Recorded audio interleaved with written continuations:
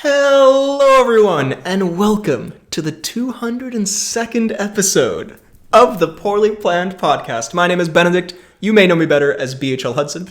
Here we talk about movies, TV shows, a bunch of nonsense. With me, as always, is my friend, co-host, and we're so back, buddy.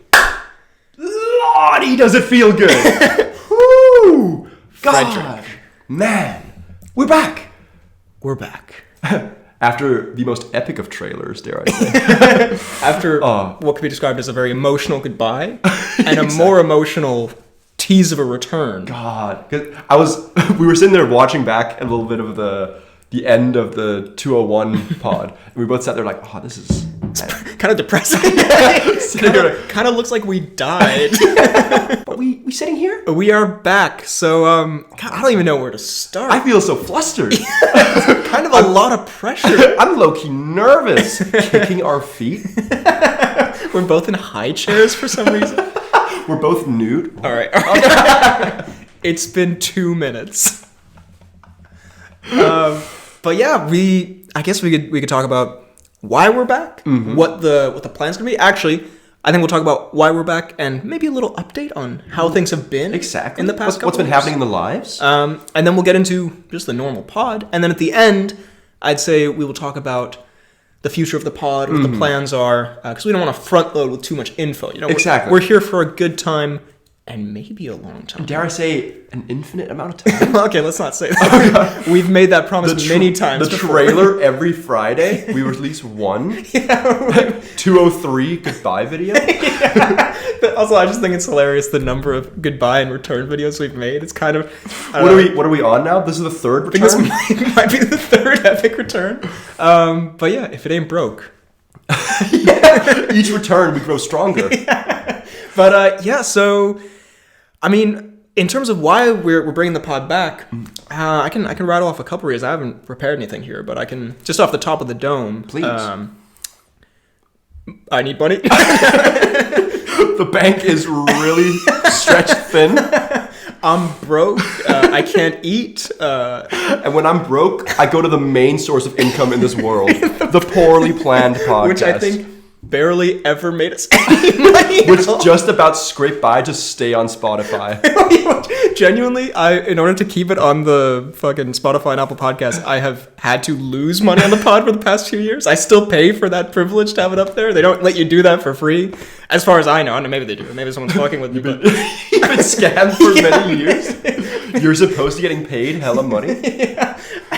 But no, I mean, when I started doing the YouTube videos again, because, you know, we went away because we were sort of busy men and there was a lot going on in our lives and we weren't sure what was going on. Both doing our studies, traveling a bunch. And then I graduated and I've been doing, as we'll get to, I've been sort of all over the place. I've been traveling. You've been all over the gaff, as they say. Doing hella things. And one of those was bring back the YouTube channel because I was like... Yeah, I still love talking about movies, and, you know, it's a good bit of fun. Also, money wouldn't hurt. Also, please, again, I cannot stress enough how destitute I am. Yeah, I need donations. But that's why we're starting a Patreon. Yeah. But yeah, and after that, I think we've talked about bringing the pod back for a long time. I mean, cause even we said in that video before, you know, like, probably no one's ever really gone. We got real deep. Yeah. We were like, never say never. And we would always sit there and, I mean, despite what people think, this is not just a professional relationship. So we would call many a time and sit there and talk pod things, just, you know, reminiscing, talking potential futures. And now? Well, and now we're back in the same place. God. We occasionally will listen to the pod. I don't want to speak for both of us, but I mean, I'll occasionally throw it on and be like, damn, those are good times. Those are great times. I enjoyed those. And also, and this cannot be understated. No, this cannot be overstated. What is? I don't know what you're about to say. I'm going to state it. But this something heinous is about to come out. Especially highlighted by the reaction to the pod trailer, which is the fan community around the pod. Which, I mean, even I did a Q&A early in the summer when we were already in talks to renew the podcast. This contract been a few months in the making. Yeah. And, you know, half the questions were like, but where's the pod? Are we getting the pod back? And just looking at comments before, people have sent very nice messages about the pod, and just all the memories, and highlighted on the pod trailer the excitement of everyone, and just as we say, it's a small community, but it's the best community. It's the best community, and I love the idea of just doing something fun, and having a bit of fun with it. It's a troubled time in the world right now, I think one could say. And we're here to fix it. There's a whole lot of bad stuff out there, and somebody needs to shine that light. We become a very political podcast. We become DeFranco. We're the new Nelk boys. Please don't ever say that again. Yeah, but also, one of the main reasons that we discontinued the pod before was it was too difficult logistically. Yeah. But now. We've traveled the world. We literally have. Especially you. You've been intercontinental. Oh, well, you will talk about it. We'll get into it. But now. Oh God. Actual zombie apocalypse happening.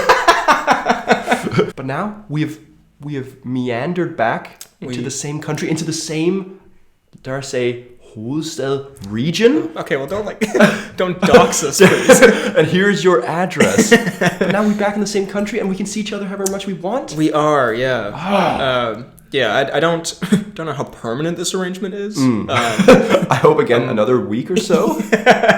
But no, we're back in the same place, which means we can do in-person recordings. And yeah, no, it's great stuff. So, bottom line, headline, we're excited to be back. We are. It's going to be great. We're in for a fun time. For this episode, by the way, because we're going to talk a little bit about where we've been, what we've been up to, a little story time. But there are time codes down below because we're going to be doing, you better believe it, some news. Woo! And we got a little topic as well. Oh my We're going to be doing a topic. We're so back into the format. And then at the end, we will be talking about the future of the pod if you're interested in that. But first, I was thinking we should just catch people up on what we've been up to. Tell our stories. Because I just wrote in my notes here for this episode, and that was funny, where at the start here for some anecdotes, I wrote, graduating, night marathon, film job, and then next bullet point, what Freddie's been up to. Whatever stupid shit this dude's been doing.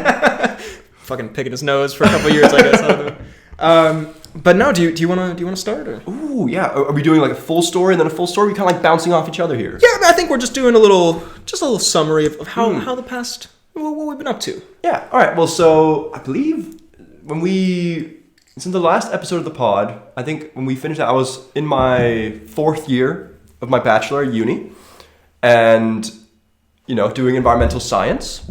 Still doing my frisbee. Of course. And then after that, I graduated. Thank the Lord. And then also started up a Master of Research at Glasgow University.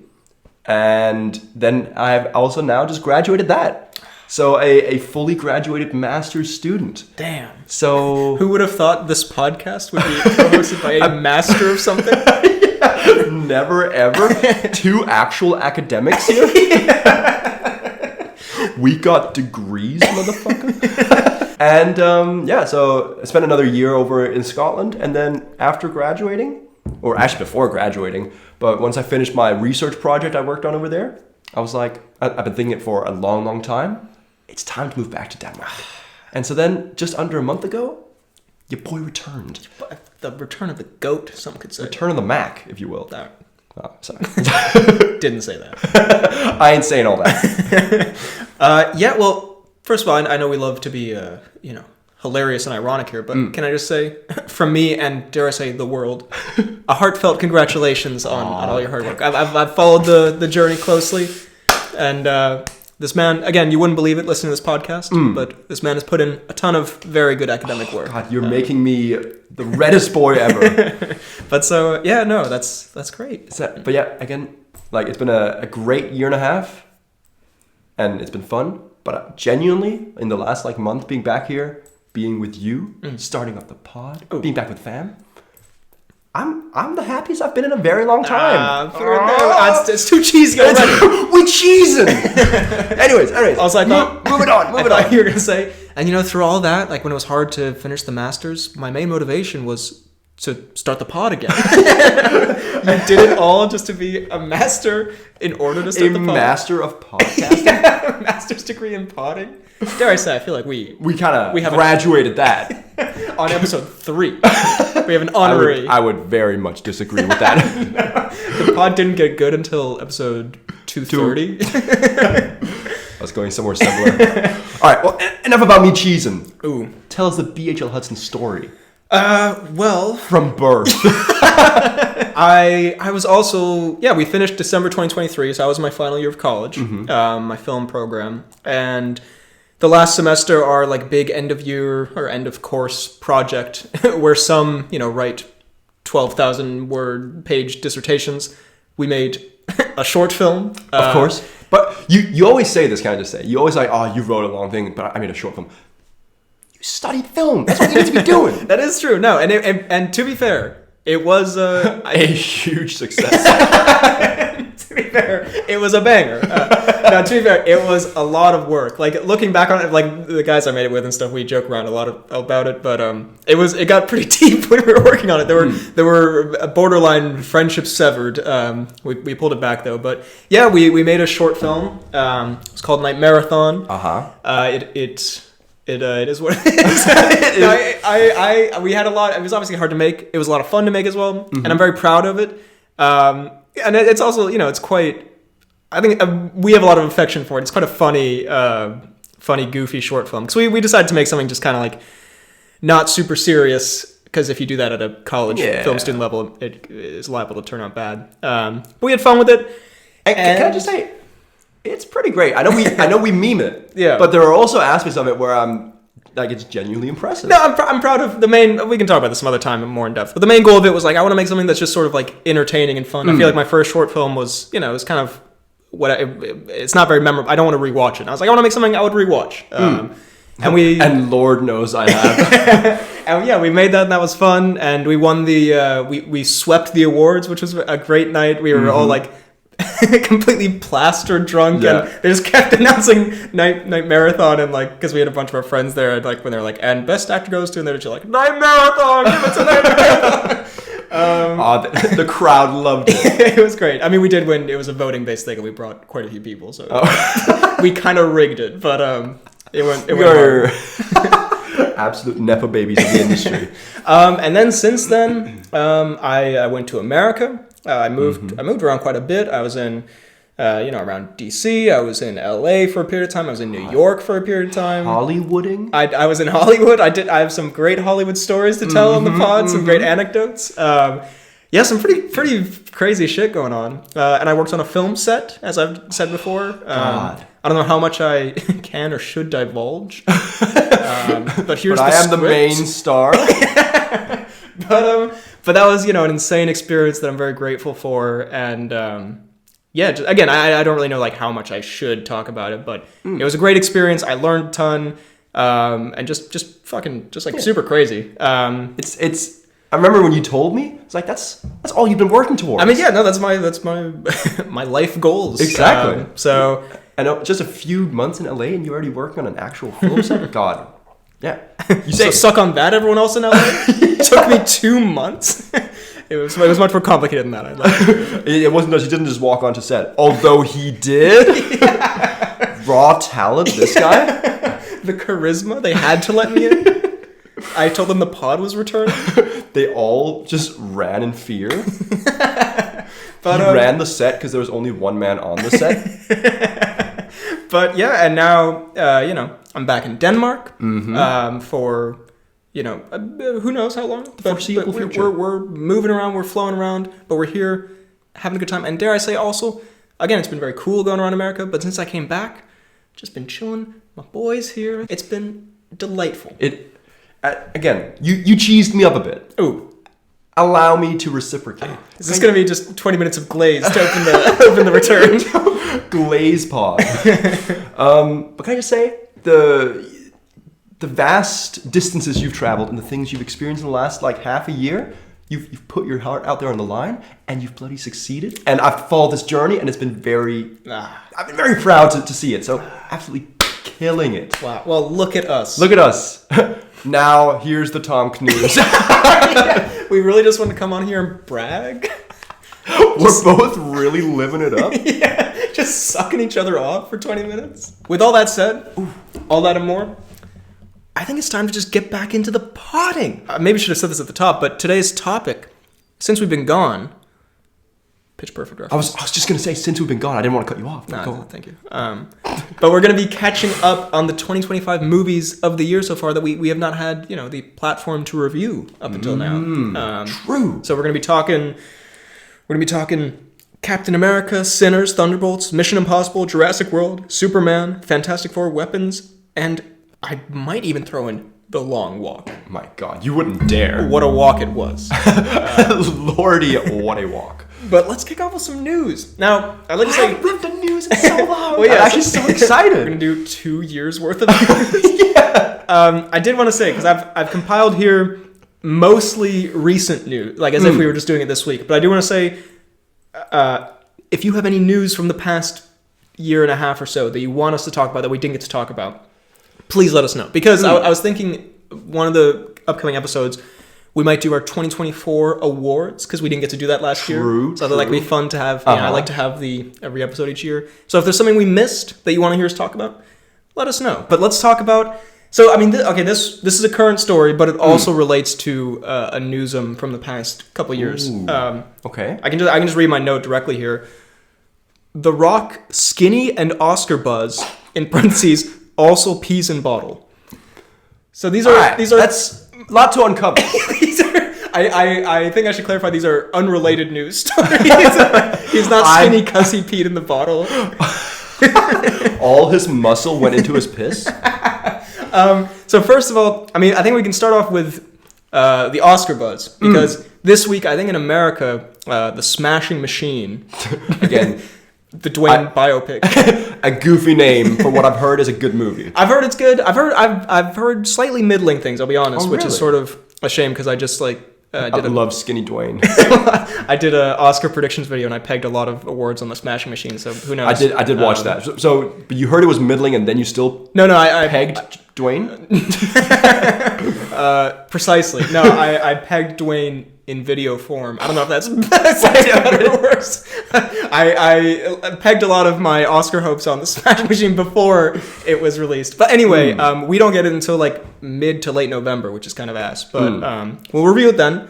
But also, it's failing at the box office. It's his lowest opening movie ever, which is kind of a shame, because I feel like Dwayne really put himself out there. He really has been talking a lot of like, this has been the role of a lifetime, and I truly love this role. Yeah, I mean, the Oscar buzz. What was the budget of this movie? I think it was $50 million. And it's still bombing. Yeah, and it opened, I think, around $6 million. Oh my God, I was not even far off. Yeah, Goodness me. It's pretty rough.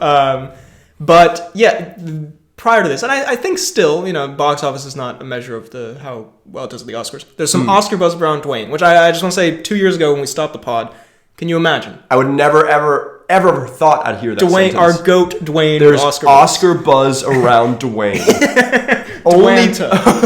Only from Rampage would I expect that sentence. I mean, our friendship kind of started on shitty Dwayne movies, and now we're here where I just think it would be so funny if he won an Oscar. I think that would be like the most hilarious. But can we also say, maybe slightly hilarious, that the only way he is able to win an Oscar is to completely change his appearance. To be one big prosthetic man. If they knew it was him, they wouldn't give it.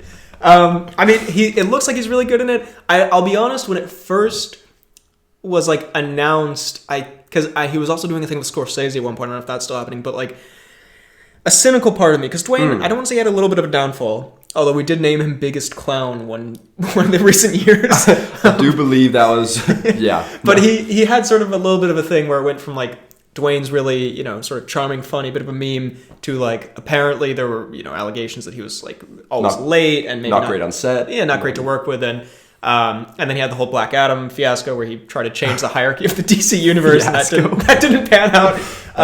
And then when he was doing this, I was kind of like, okay, is this kind of a cynical, like Dwayne wants to like just check all the boxes. 'Cause, of course, he's gonna say like, "I love the art of film and whatever." I've been doing all the superhero stuff, and now I've really gotten into the deeper roles. Yeah, and I was like, "Is this just sort of like another, like tick for Dwayne?" This is another Dwayne side quest, if you will. yeah, winning an Oscar. But I don't know. He looks like he's committed to it, and I haven't seen the film. He looks like he's good in it. Do you think it's maybe something that started off as a bit of a side quest, and now that he's fully gotten into it, he's kind of like, oh my god, this is actually really valuable to me? I think I just have like a distrust of celebrities and distrust of Dwayne.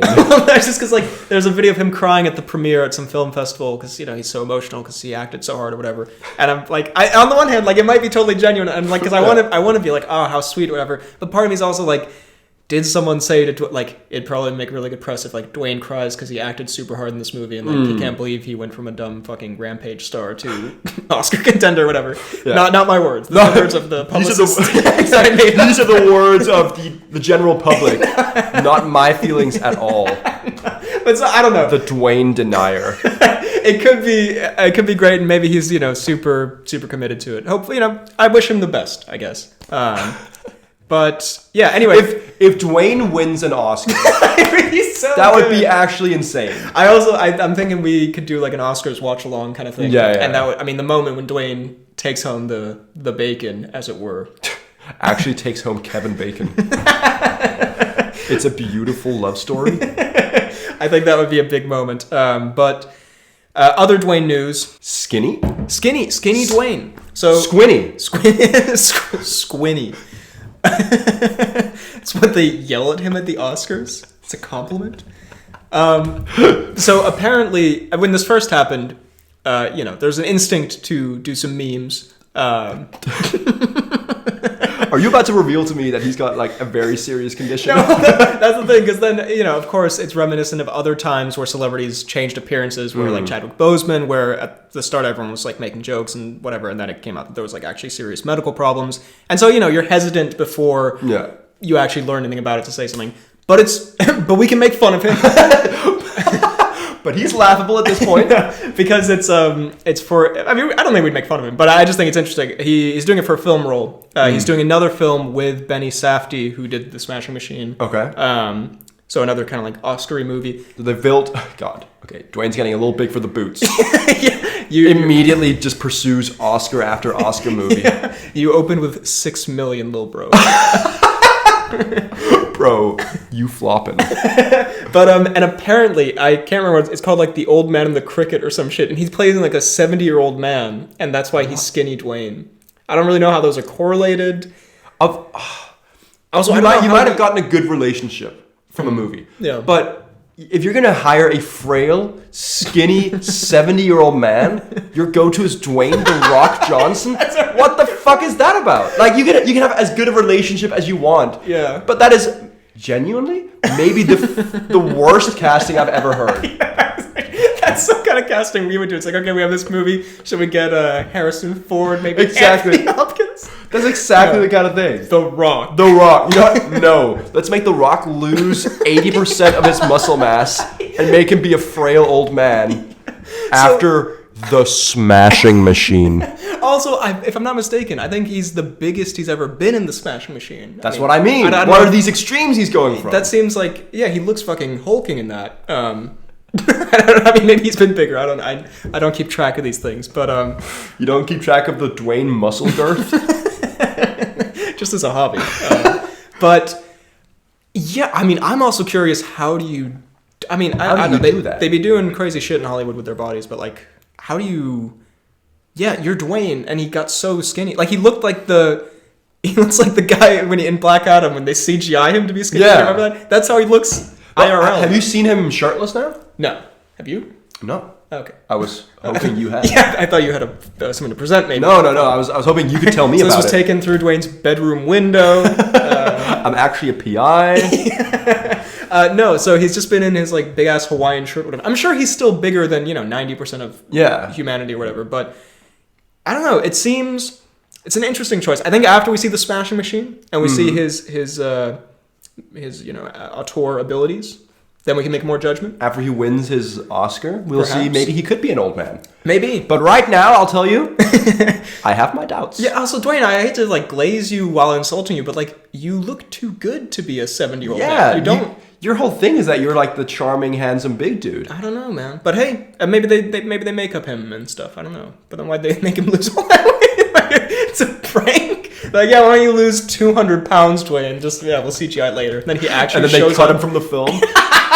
You've lost all your powers, and the smashing machine made a total of $4. Yeah.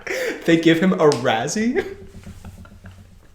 This whole director's like goal has just been to ruin Dwayne. Tell him if there's Oscar buzz, he knows there's not. But anyway, and the last piece of Dwayne news. I can't believe I'm going for like half an hour. We're still only on Dwayne news number 1. Dwayne news number 1. We were thinking of maybe doing a pre-recorded pod after this, but this might be a mega pod. This might be a mod to come out for the first one because we got a lot of stuff to cover. Last bit of news here, and my beef with this is this is not news. Oh, because this, it's literally not news right now. This is from the past couple of years, but even then, it was not news because I have a distinct. We called that shit. We talked about the Dwayne piss bottle allegations. Back in the day, before it was like a thing. Before he did it. We encouraged it. We are shaman. And then I remember sometime like 2023, 2024, whatever, sometime since we stopped the pod, it came up as like a big story, like Dwayne pisses in bottles. It's like, bro, we've been new. We didn't know. So it was a big thing, but we did get this.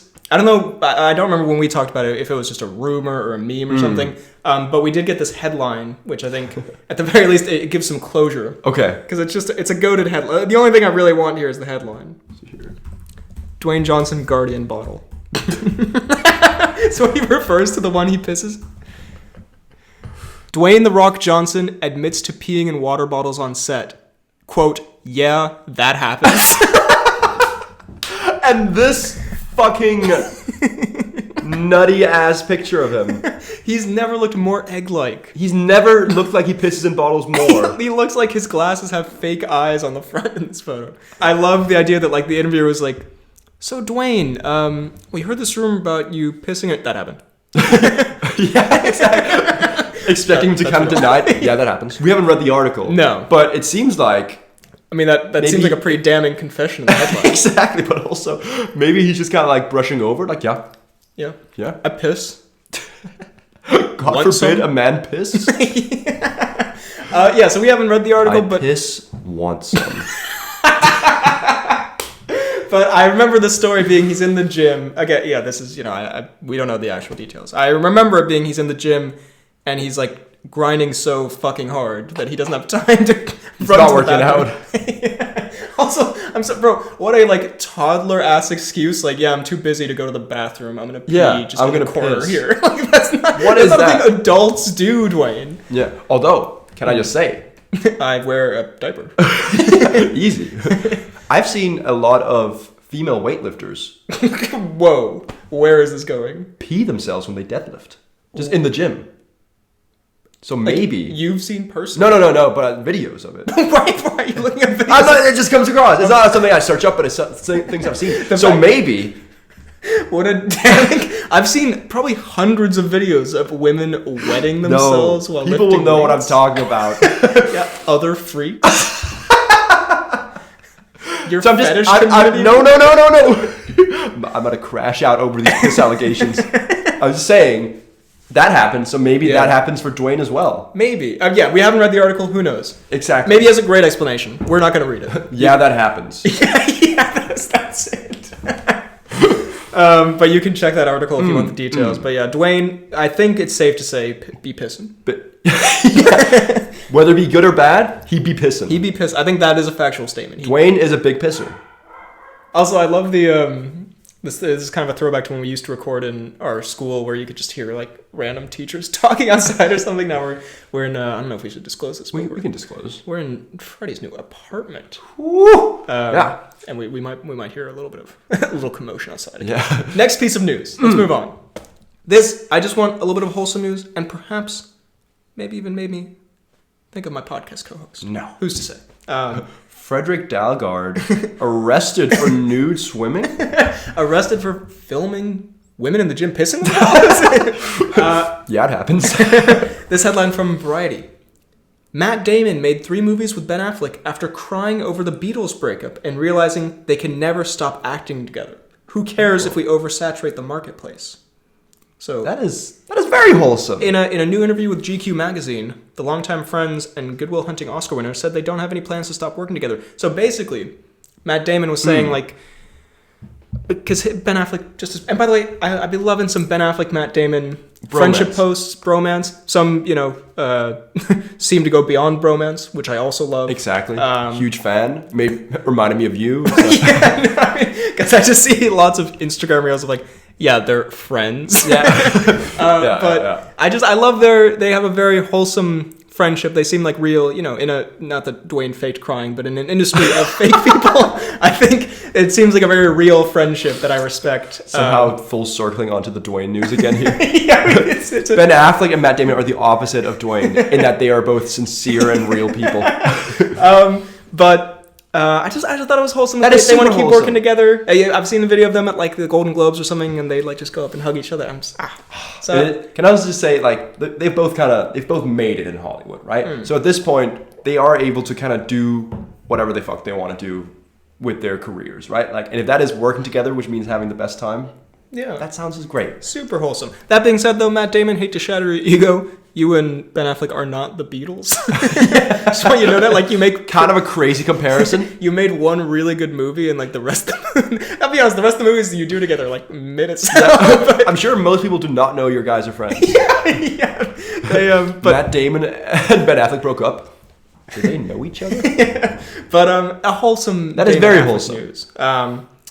Then we have a kind of a familiar face on the channel, but one we touch on occasionally, mostly not in an offensive way, to maybe make some jokes about his age. But I feel like here a conversation about his age is appropriate.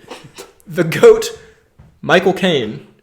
Michael Caine is coming out of retirement to star in The Last Witch Hunter 2, starring Vin Diesel. I'm very confused. Michael Caine, he retired from acting a number of years ago, I think. He announced, I think him and Vin Diesel have a close friendship, which is in a weird way also very wholesome. That is, but also kind of disturbing. Yeah. But of all the things, has he won an Oscar? Probably. Well, this Oscar-nominated actor, at least. This man who's achieved what Dwayne will never. Making more than 2 cents at the box office. Who's got this like amazing fucking filmography, is coming out of retirement to do The Witch Hunter 2 with Vin Diesel. Vin Diesel?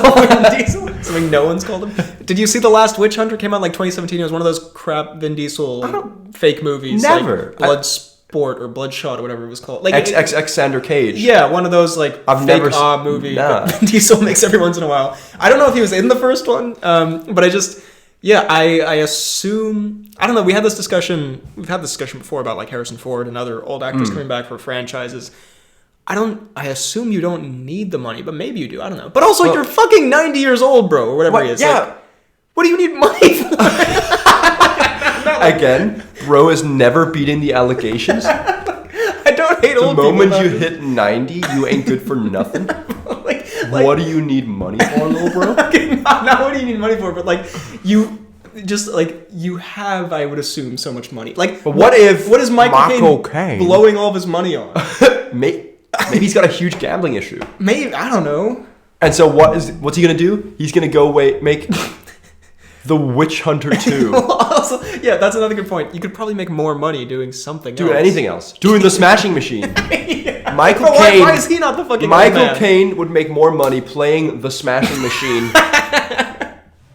than being in a movie where he gets 100% of the profits with Vin Diesel. I think I would also like to see The Smashing Machine with Michael Caine juxtaposed with Dwayne Johnson as old man. As the old man. You know, I think that would be like a Freaky Friday type situation. Michael Caine just gets immediately killed in the ring. BHL cheers? No. We wish Michael Caine to live long and prosper. But there was no truth in those eyes. I don't hate old people. But anyway, yeah, that was some Michael Caine news. Interesting. And then last piece of news here. Again, an article, as the Poorly Planned tradition goes, we have not read. Mm-hmm. But here I have Variety. I do like to read Variety. I like Variety. Of course. Oh, I didn't read this article. Started off by saying I haven't read this. I love reading Varieties. But Walton Goggins says, fuck it. After Pete Davidson predicts social media will turn on him within months, just like Pedro Pascal backlash. How lucky am I that's even a possibility?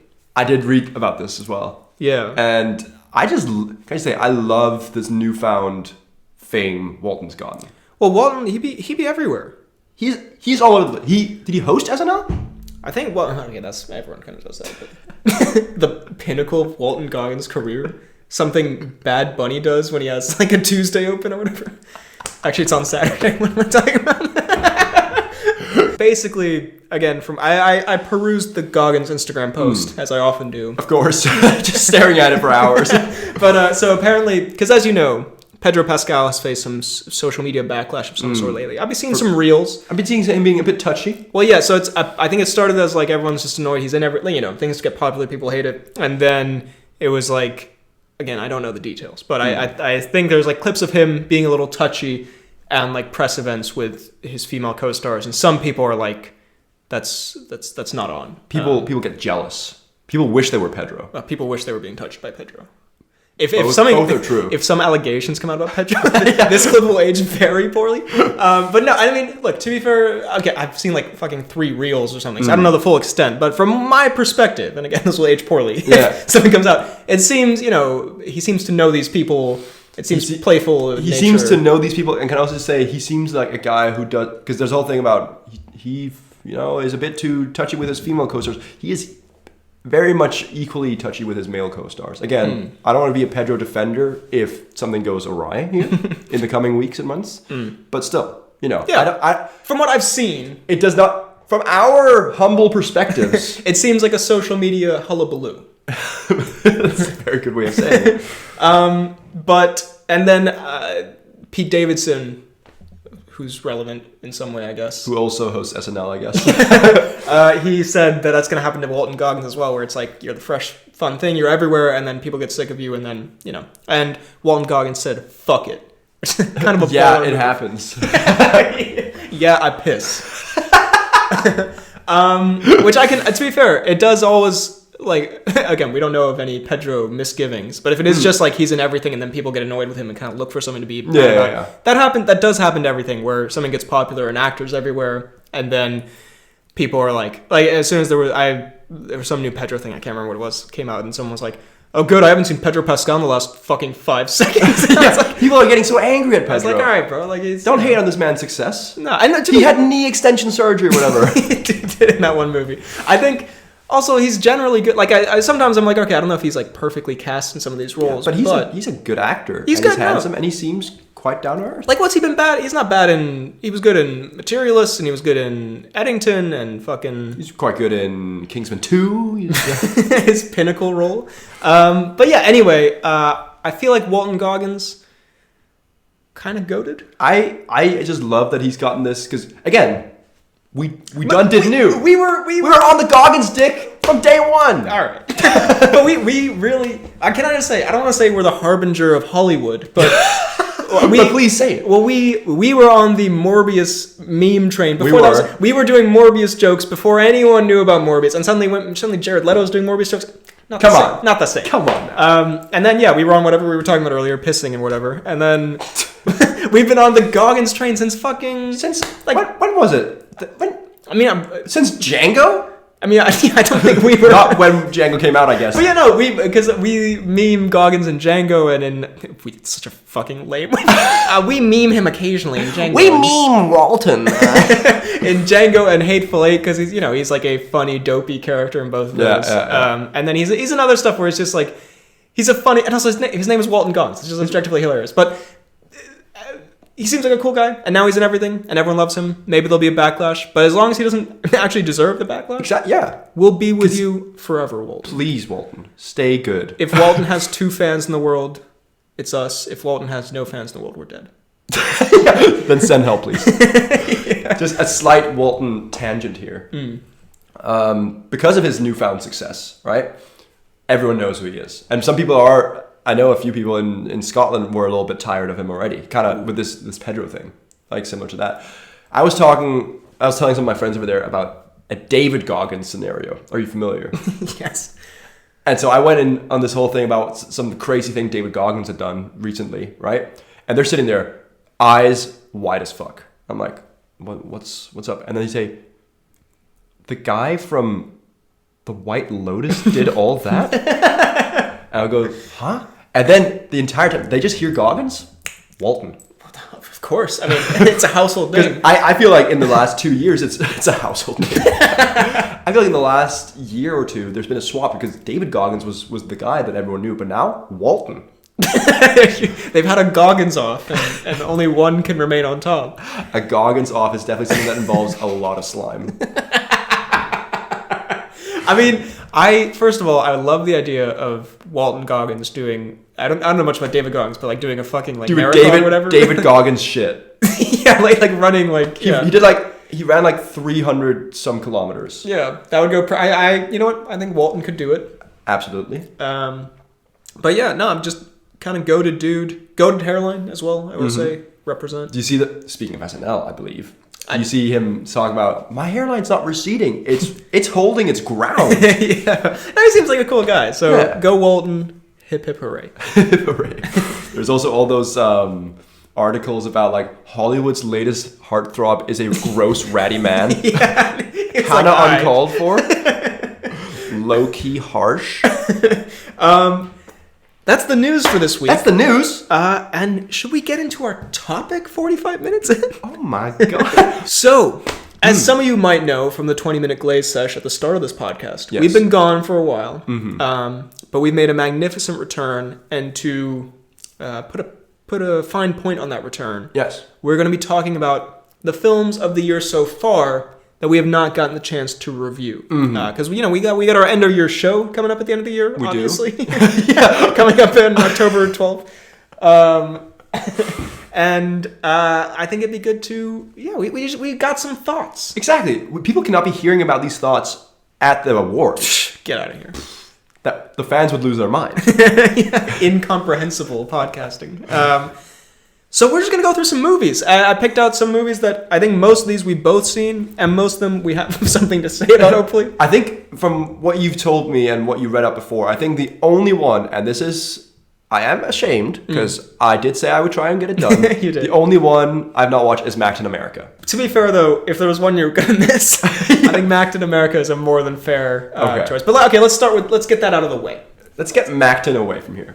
Macktain America, a.k.a. Captain America 4, Brave New World. It sounds so much worse than Macktain America. Macktain America rolls off the tongue. This, I would describe this as a Disney Plus movie. Mm-hmm. It goes on the DVD cover. Disney Plus movie. But it's very bad. I did see this in the cinema, actually. It's weird. This does feel like such a Disney Plus movie. It feels like even when the MCU was like bad before, like Thor 2 was not very interesting, whatever. They always felt like normal movies. Exactly. This is like the sludge afterwards. Like a production hell feeling. Like I think we saw the New Mutants together, where it's one of those movies where it feels like it's been chopped from like 8 different versions of the same movie, and like scenes don't really flow together, and like plot, like in a good. I've said this before. In a good movie, like. The through lines, the opening ties into the ending, and all. There's a consistency. There's a comprehensible story. A to B. This is just like scene. Some notes beyond just complaining. First of all, Harrison's in it as. Speaking of complaining, let me do some more. Harrison is in it as the Red Hulk. How is Harrison? Harrison's pretty good. He is health-wise. I mean, I checked in on him this morning. He is. I know, I don't want to be mean to Harrison. I love Harrison Ford. I know. You loved in his prime. But he does have like, when you're making a movie as a kid and you cast your grandpa to like play the president type energy, like you like it because like it's your grandpa, because it's like, oh, I know him, I like him. But like in terms of actual like acting, I don't think he's... In terms of actual being able to move 5 meters. No, but like when he's turning into the Red Hulk, it is just like super like it's like when you get your it's like, okay, now like be angry, and your grandpa goes like, oh, like that's the energy I got from like when he's tweaking out about to be the Red Hulk. But when Harrison's tweaking out. Yeah. But so there's Harrison's the Red Hulk. Yeah. Macktain is Macktain. There's also Buster Scruggs is in it as the leader. I don't know if you're familiar with this Hulk villain. A sentence I never thought I'd hear. Buster Scruggs is in it as the leader. Yeah. Tim Blake Nelson plays. He's got this big fucking green head, and it's just terrible. Also, like in the comics, I remember I used to have like a Hulk book thing, like the best Hulk villains or some shit as a kid, and like I remember the leader. He's just fucking cool looking. He's got this like ginormous green head, and he's got this cool mustache, whatever. And this one is just fucking green Buster Scruggs and like a hoodie and jeans. And his power is so fucking stupid because he's supposed to be like super intelligent. So he's always like, I hate people's power, apart from Lex Luthor, whose power is to just be super intelligent. But that's like in the new Superman movie, which we'll get to. Like the Lex Luthor intelligence, I feel like is like done in kind of a creative way. You know, the way he uses it to manipulate things. Yeah. In this one, he just does like Reddit ass like, well, actually, there's a 22% chance that you'll turn around right now. By the way, not a power. Yeah. Like there's a 22% chance, so it might not happen. But also like you might turn around. Then what happens? Yeah. There's multiple times in the movie, I'm pretty sure, where he's like, oh, you weren't supposed to do that. There was a 70% chance you'd do the opposite. It's like, well, yeah, so I guess they... Buster Scruggs. They did the busting opposite. My fucking balls. This sounds terrible. I will say, I like Macktain America. Like, I like Mackie. We love Mackie on this pod. Mackie's a good character. And he fits into the Captain America role well. He does. It's just such a toothless movie. Like, it has sort of nothing to say, it's just nothing. It's like... Is it setting up some, like, future projects? Or is it just, like, its own fucking thing? It's wrapping up every other project. They have the fucking... They looked at like an MCU Reddit and they're like, okay, what are the fans mad about today? And it's like, okay, the Eternals, at the end of the Eternals, there's a monster that comes out of the ocean. We didn't address that. Okay, let's put that in here. And then... they do address that. They address that. They have Betty from The Incredible Hulk come back and be like, I forgive you, Harrison Ford, or whatever, for being a bad president or something. I don't fucking know. The main thing that I remember that I thought was funny is at the end, and I might butcher this. I've not seen this movie since it came out, but... Okay. There's a moment where, like, because Macktain America has his own, like, the Falcon. He has his own sidekick, who's the Falcon now.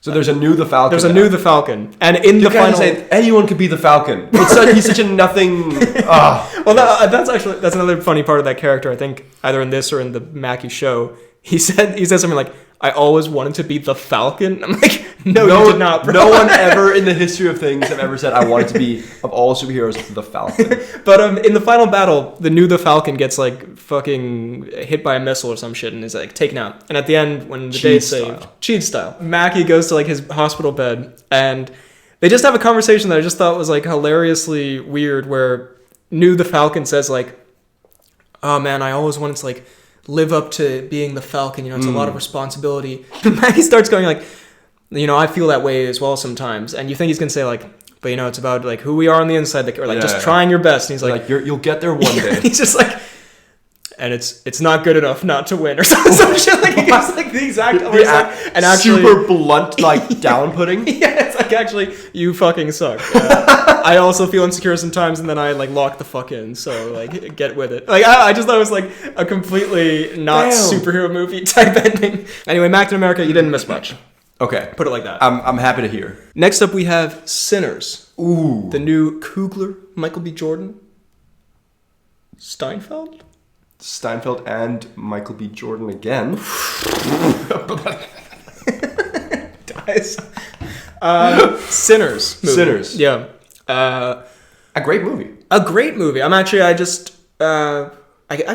when this pod comes out yesterday, I put up a review of Sinners on my YouTube channel. So I find it impressive the way you're looking into the future and sorting this stuff. You don't even know. The number of lists I've got, I'm very lonely.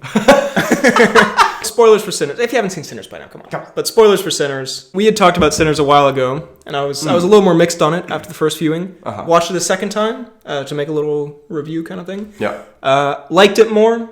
I still have, as I discussed in the review, some problems with the second half. I think it's not as strong. A few gripes. But overall, an excellent movie and a great original movie. I think that's the main thing that I really liked about it, was that it was so something like I've never seen anything like it. And still like good production value and design and everything like that. Acting was great. The coos. Haley Steinfeld just dropped some some bars. absolute mad ones. Yeah. She spits in one of the Michael B's mouths at one point. Exactly. It's pretty good. I was very happy. Why'd you look at me when you said that? But yeah, and also I think the action, because I know a few people, yourself included a little bit before, was like, it's kind of like a hard kind of shift in tone when all the vampires suddenly appear, and like becomes kind of like, I really enjoyed it. But to be clear, I don't mind the shift in tone. I just think it's also a shift in quality, where I think the first half is it's like great filmmaking, where it sets everything up, but it's like a perfect film can accomplish everything a film has to do without you noticing it's doing it. Like, it has all the characterization, all the build up, some and wise stuff right there. Go on. I'd be spitting. I got a degree. I'm a scholar. And I just think, like, in the first half when they're in town, all the setup, that was just really well done. You're very like immersed. Yeah, and then in the second half, again, I don't mind. I like some of the horror stuff. I like this like big musical sting that comes on with the vampires. Like, I like it sort of cheesy, but it's just, I think it just does more like cliches. Like, it's sort of, you kind of know more what you're getting.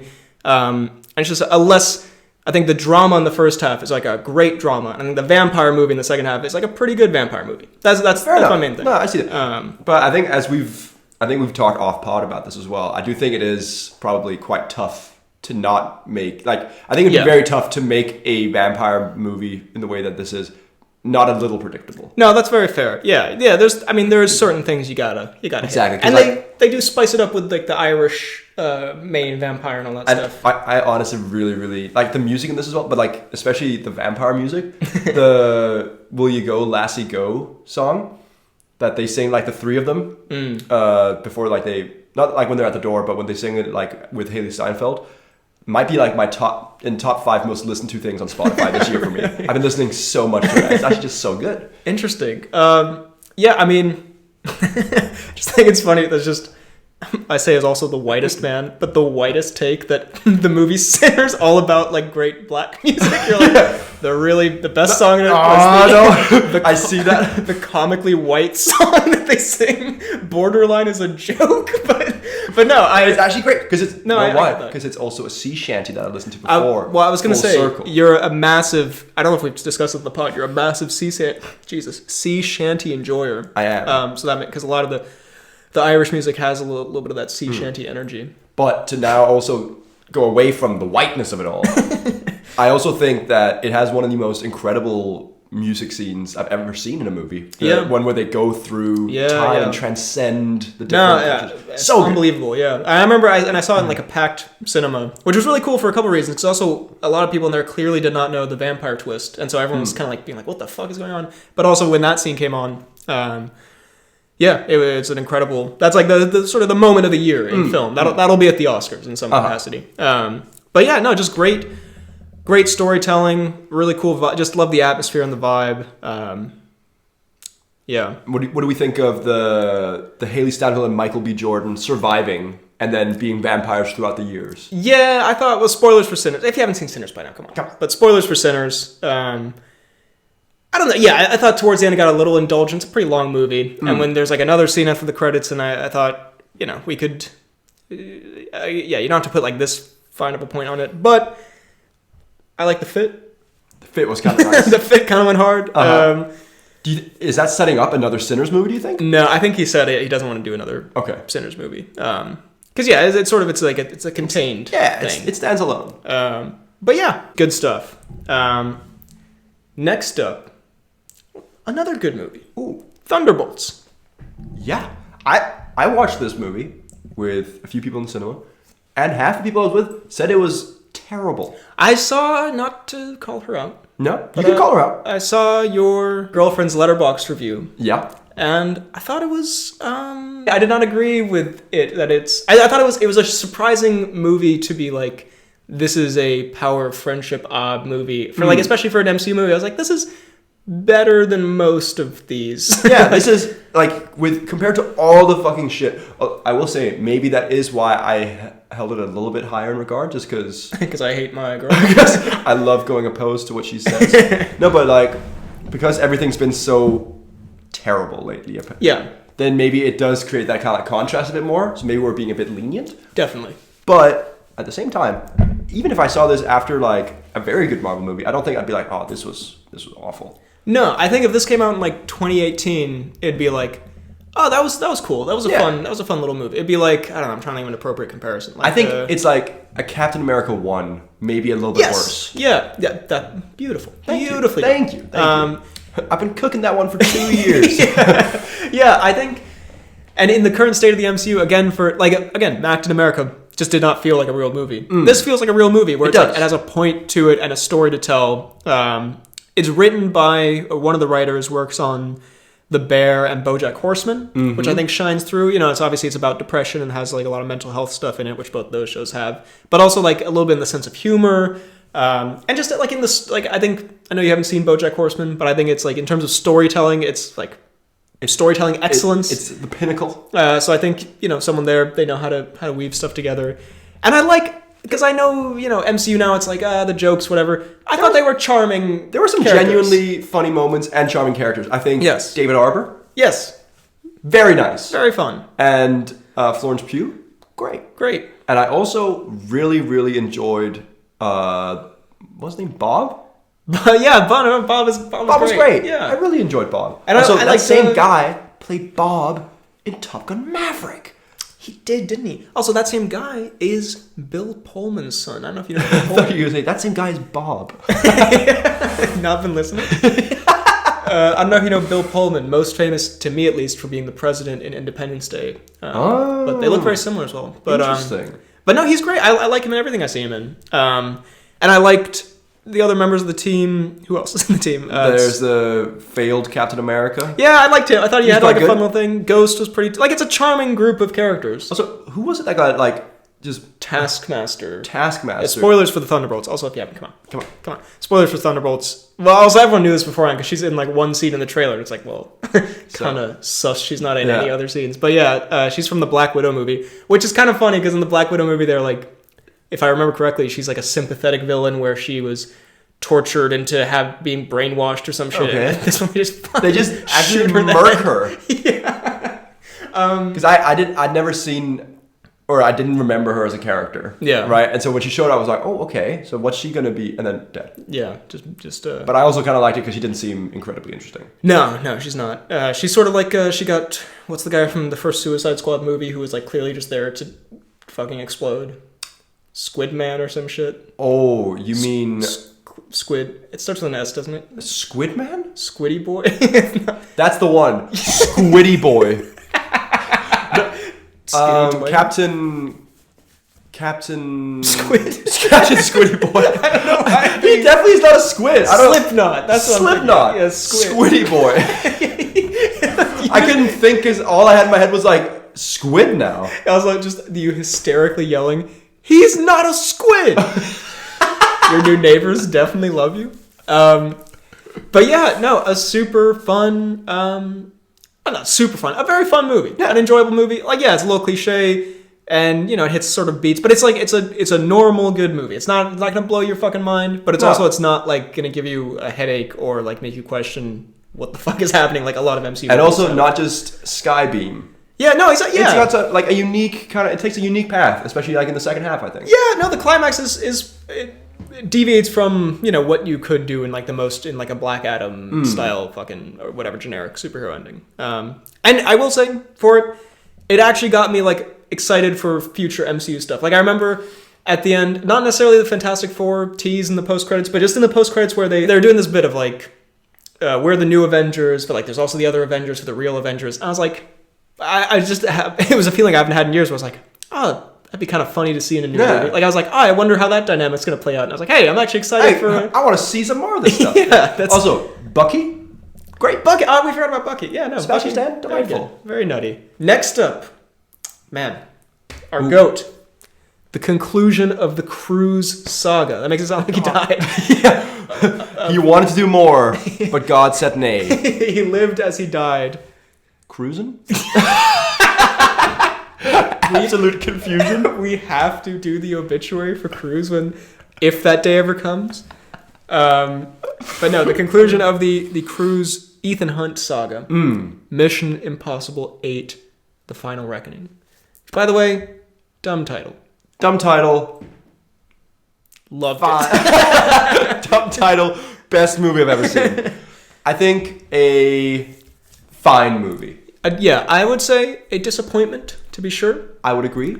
I think without two specific action pieces would have been what I would say a bad movie. Yeah, well, no, that's the interesting thing. And it's funny because when we talked about Mission Impossible 7, we had quite a few complaints, which I still stand by. But looking back on that movie, holy fuck, that movie has so much going on. Like, there's so much action and so many set pieces. We didn't know how good we had it. We were spoiled. Because this movie, it has essentially, I mean, I think it boils down pretty easily. It's two, like, unbelievable action scenes. Like, sort of, like, cinema-defining style. Exactly. Like, some of the best stuff you'll ever see. And then, like, the rest of it is... And I feel like I'm not exaggerating here. Boring as shit. It really is. I was... Especially the Ving Rhames death. Well, I did write down here. I have like 3 notes for this movie. Just one of them says, Phineas Freak. Because maybe I'm dumb here. Who the fuck is Phineas Freak, bro? This is not a cultural reference that I think people get. Because they call back to in this one. He's about to die and he's like, you don't fuck with Phineas Freak. It's like, first of all, who you're talking to, Ving? You're about to die. You're just, Ving, they clearly fuck with you. Yeah, Ving, you did not win here. Bro thought he dropped a bar, but he dropped the ball. That's not good. Now that is a bar. Let's talk Ving death, bro. Because first of all, it's so obvious it's coming. Such an awful sentence. Let's talk Ving death, bro. Nelk Boys style sentence. But he's like, it's so obvious he's gonna die. Because first of all, we meet him and he's like in hospital garments and like hobbling ass around. out.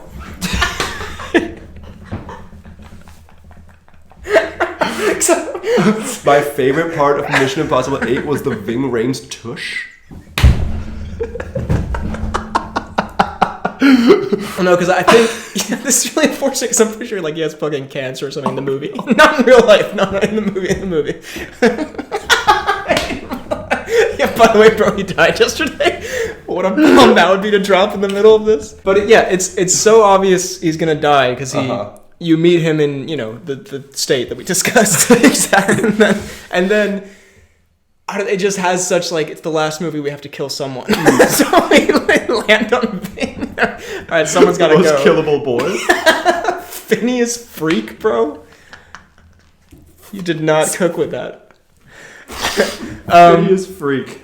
Oh my god. But yeah, and then there's a bomb or some shit, and then he's like, no, I'll sacrifice myself, and Cruz, agrees or whatever. Cruz like, yeah, that's a good idea. Cruz like, I thought so. But then isn't it the same bomb later on that then they survive? Maybe.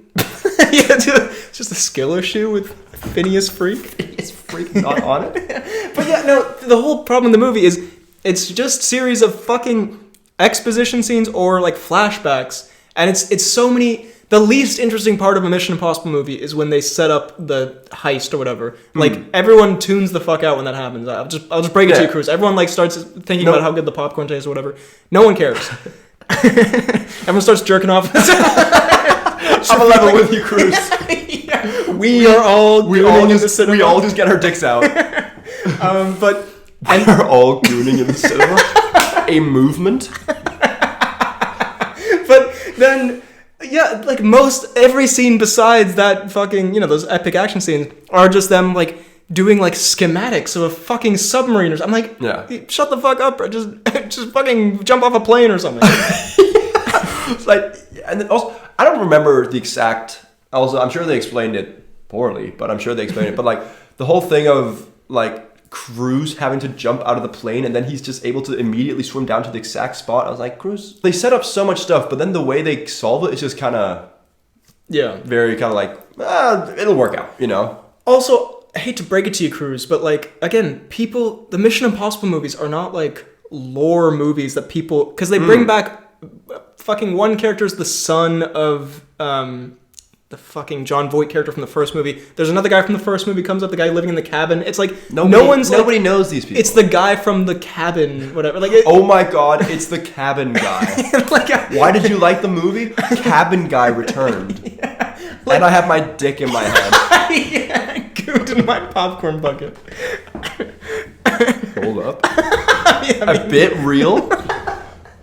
Bro was fast with that one. Yeah, I got my dick and I gooed all over my popcorn and ate it. It was nice and salty. What?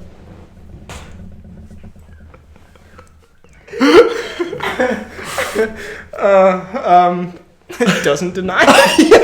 I'm waiting for the no. But yeah, no. As a movie, it was a bit. It's very watchable, especially in this. Like, but that's the thing. Like, my dad was like, "Oh, should I go see the new Mission Impossible?" And I was like, "It's not really. Honestly, it's not really worth it. Like, it's worth it to see those two scenes, but otherwise, like, yeah, it's kind of just surprisingly boring." Exactly. But again, those two scenes are peak fantastic cinema. Yeah, no, action-wise, those might be like, yeah, those are like cinematic achievements of scene. Like, they might be the best stunt work in the Mission Impossible movies. Yeah. And also the goofiest death of all time. Yeah, no, I loved that. I loved it so much. Enjoyed that very much. It's the only one parachute. Let me just see if I have any other notes besides Phineas Freak. Because also, yeah, there's no other notes to be had. There weren't even that many like nutty. Like in 7, there were nutty Cruise moments where he's like crashing out and he's like, "If there's a bomb, you fucking tell me about it." You know what I mean? Like, let's see. No nutty Cruise moments here. The only note I have is, and this is a reference you won't understand, I'm afraid. It's Mr. Milchick, who is from Severance, who's goated in Severance, but he's the submarine guy. I have in fact been on that Severance train. Oh my god, have you? I have. Oh my god, Mr. Milchick is so good. Mr. Milchick is goated. God, I'm 6 episodes in. Oh my god, bro. Oh man, we gotta talk about this, man. Alright, scrap this pod. Yeah, and I'll see you next time, guys. Very happy to hear that. Well, so Mr. Milchick is in this, and delightful. In terms of all the non-action scene stuff, I think he's the best part. I would agree. He's very, very enjoyable. But yeah, so Mission Impossible 8 still decent, but for this franchise's standards and for a big finale, a little bit disappointing. I agree. Like, again, you watch it for the stunt and the action scenes, and for that it didn't disappoint. But in terms of an actual movie, a little bit stanky. Meh, you know? Meh, indeed. Next up, we have Jurassic World Rebirth. Speaking of stanky and meh. Very extreme stank on this one. This was actually... ass. This was literal tush. Ving style. But this was like... Because I walked into this being like, okay, the Jurassic World movies are not great. I enjoy them, but fine. This hopefully is similar. I didn't have any expectations, but it'll probably be similar. This was so much worse. Yeah, which is, man, the last two were pretty bad. Pretty ass. Worse than, I think the first Jurassic World was pretty fun, but also we saw it when we were 13, so I don't know if that plays a part. But the second one, they do the Haunted Mansion, Jurassic World, and then the third one was when they bring back all the old people, so that one was not for me. Like, honestly, and this speaks to the contrast between us, that was definitely my favorite part. Okay, fair enough. Yeah, the new one, it's just... It's so dumb. Everything wrong with, like... Not everything wrong, but like it's what's wrong with like blockbuster filmmaking, where it's extremely generic. It's like the same plot. The characters are paper thin. Exactly. It's all about. It's the definition of the Scorsese did the like Marvel movies are like theme park rides. Which, by the way, actually I feel like we could talk about this some other time in depth. I feel like he was actually spitting on that in hindsight. You're seeing it. You're seeing a bit of truth to it. Yeah, and I don't think it's like an insult necessarily. Yeah. But this is like there's also levels of theme park ride where you can have a sick theme park ride or And this is a really, really shitty theme park. Yeah, it's like, okay, you did the dinosaur, you do all the dinosaur things, and for the people who, you just want to see the dinosaur do the thing, that's fine. That sounded really, for the idiots who just want to see the dino nerds out there. But also, can I just say, the dinos did not even look good in this. No, well, bro, no. Okay, spoilers for this movie.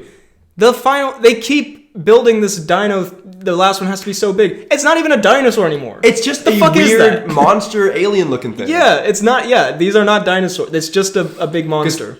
Again, I dare say, especially when I was a bit younger, I was a huge dino nerd. Yeah. And so going to see these movies, the main thing you want to see are some cool fucking dinosaurs. You don't want to see this made up freak that they've got with like 6 arms and like this. No, yeah, it's just fucking it's like just I know so dumb. It's like silly to say like, oh, Jurassic movie, but like this is fucking stupid. Like when you see that, that's the whole point of the first one. It's like it's magical and it's like this, you just look at it and like, well, that's fucking dumb. Like, also, I don't know if this is unpopular to say, but I think the dinosaurs in the first 3 looked so much better than they do now. Yeah, no, I mean, just saying. It immersed me more. Again, obviously, that also probably comes with the fact that it fit more into the vibe of like it being filmed in the 90s. But still, I was like, this looks almost more realistic, and I'm enjoying it. I think the first one, I think you could definitely make an argument looks better than today. And I think it does help that, A, it's like for the time, but also B, it's just a much better movie. Like it does a better job. Because now it does feel, and not to take credit away from, I'm sure a lot of visual effects people worked hard on this, but it has more of a feel of like you could Command C, Command V, like dinosaur into this than like. Let me add a few like Giganotosauruses here and stuff like that. Put 8 more fucking arms on this thing. Again, this is not the visual effects people probably worked the hardest of anyone, but that's not the main issue. But no, I see what you mean, and it's just well, okay. There's a couple things that piss me off. Actually, there's a lot of things in this world that piss me off, but like the Jurassic movies are so fucking. It's like the Alien movies where they've made the same movie over and over and over again. And it's like at the end of the last one or whatever, maybe the one before last, you finally get the dinosaurs on the mainland. Yeah. Do a real Jurassic World. In the start of this one, they're like, and we're back on an island. Yeah, it's like climate change. Why, bro? Like what was the whole point so of you could it? go back to an island. And like, I know it might sound goofy to be like dinosaurs fucking take Manhattan or whatever, but like, that would be at least something new. You know what I mean? It's not just on a fucking island. I don't care about you being in the jungle and there's dinosaurs. I forget. Is this the 3rd island now? 2nd, 3rd island? Because there's the main park island, and then in Jurassic Park 2, there's like the 2nd island where they had some more dinosaurs. Is this now the 3rd island? Yeah, maybe 4th. Because I feel like in the last... I don't know. Maybe. I mean, look. Yeah. It's just, I don't know. Let me just see before I fucking crash out. Just see my notes. Man, if Harrison Ford was in this movie, this would have been a rockier ride. Dinosaurs finally on mainland. Why go back to jungle? I feel like we covered that. Just lazy. Can see the bones of the script. Bare bones characterization for Scarlett and Mahershala. Tragic backstories, etc. Yeah, they have like one scene where Scarlett Johansson and Mahershala are like, my mom and my son is dead. It's like, Mahersh. Come on. The Mahersh. This is literally like. You can see the whiteboard where it's like, okay, we need like a character arc for Mahershala. Okay, dead son saves kids, and then they just added nothing else to like that. Okay, we did your arc. Mahersh, like, why is Mahersh alive? Why is he alive in this movie? To be clear, we're not hating on Mahersh in real life, but like, it's a fine sacrifice he does. I'm like, cool. How the fuck? 1, does he survive it? And then 2, he lights another flare like a minute after when the thing's still looming around and he's swimming towards the people. So stupid. It would only have been, if you haven't seen the movie, at the end, Mahershala, who lost his kid or whatever, does a big sacrifice to save kids, full circle moment, in that it's like a straight line from the characterization. That is the opposite of a circle, but go on. But he sacrificed himself by lighting a flare and the big dinosaur thing comes at him. And then there's a reveal, surprise, Mahershala is alive. I thought the only acceptable way to do that would have been if he's like, guys, I'm alive, and then he gets chomped, and I thought that would have been very funny. But first of all, nonsensical. How did he escape? Second of all, not needed. Like, exactly. No one is like, oh my god, would be like upset if I hated this movie because Mahershala died. Like have you like seen a story before? Like people sacrifice themselves in stories, and it would be more poignant. Like it's not like this is like an IP where it's like, well, we can't have Iron Man die at the end, so he has to come. It's like. It's a disposable Jurassic character. Like, yes, he can sacrifice himself. Exactly. And if anything, they just cheapened the whole thing because he had that straight line full circle moment. Yes, yeah. Like, no. And also, can I just say, again, maybe unpopular opinion, but I think that, is it not Joseph Quinn, something else? No. What's the main bad guy called? Oh, Rupert Friend. No, I don't know why I said Joseph Quinn. Joseph Quinn is That's the Fantastic Four dude. Yeah. Anyways, Rupert Friend, can I just say, I think he is completely justified in this movie. Okay, we had a debate on. I don't know about this one, Chief, but Chief. Okay, maybe not completely justified. But can I just say, he did try to murder someone. Hear me out. Yeah. Hear me out now. This is my hear me out cake. Rupert Friend. Honestly, he is so handsome. Anyway, I love Rupert Friend. He is so. Anyways, so basically, he is this super rich dude. He pays so much money to these fucking goons to go and get this stuff for him, right? He ends up paying $30 million or something like that after they try to con him and scam him all the time. And he goes, whatever, fine. Goes out there with him as well. Then they decide to completely turn around and go save this family who caused nothing but mistakes to happen. Then they get to then the whole thing where the daughter falls off the boat. Yes, he could have maybe saved her. But at the same time, he didn't actively push her out. He just kind of watched. And so... he just kind of watched. There is a bit of a gray area. But again, I don't think that means that he deserves to die. Then it moves into him just wanting to get things moving along on the island because of what he's paid for. And in the end, he doesn't even shoot the people. He's just he's got a gun, he's got the samples, and he wants to get off the island. And then he gets killed. Yeah. I think it's justice for Friend. I'll be honest, I don't remember the specifics, so I can't really confirm or deny justice for Friend. I will say the daughter falling off the boat, I have problems with, but for slightly different reasons. I think he is still liable, she was falling off the boat and she was like, help me, and he made an active choice to not save her. So I can see how that is a villainous moment. Technically, he didn't push her, but he kind of still is responsible for her possible death. Interesting. That being said, my problem lies with the fact that immediately they get on the island. No one was around when that happened. They're all super suspicious that he killed her on the boat. I know. And, they're right, technically, but how would they know that? How would they know? Why do they guess that? And also, it's that's your employer. And it's he... he has a right to kill some people. That's not what I was saying. I'm just yeah. I feel like they treat him like such a dick, even though I agree, not a great moment, but until that point, he hasn't done anything that was villaindon't you think? No, he's the corporate, swarmy, gross guy, but, Who isn't? It's Rupert Friend. I don't know. I just think that he got a lot of hate, and I think the movie would have been better if there had been some sort of reconciliation, or he just got captured back home. Or maybe if he had been more overtly villainous, and then his demise would be more satisfying. But I was sitting there feeling actually quite sad when he died, because he was by far my favorite character. Really? Yeah. I mean, I think that's mostly just because you loved the Friend, but maybe. True. All right. Well, let us know down below if you justice for friend question mark. I don't know. Everyone's gonna definitely agree with me here. Next up, let's see, how many do we have left? 1, 2, 3, 4. Okay, four left. Next up, Superman.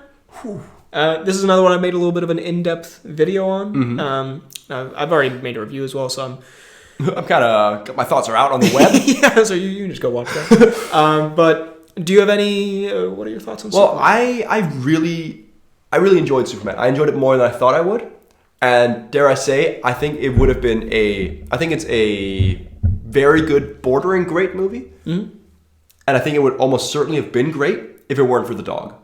Because, man, I actually thought the dog was so annoying. And there was so much emphasis put on that dog.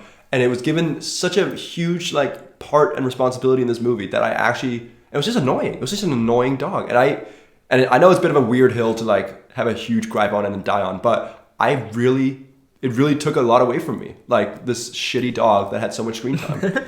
Interesting. This feels like a rebranding of the Freddy Hates Children actors thing. Now it's dog. Now it's dog.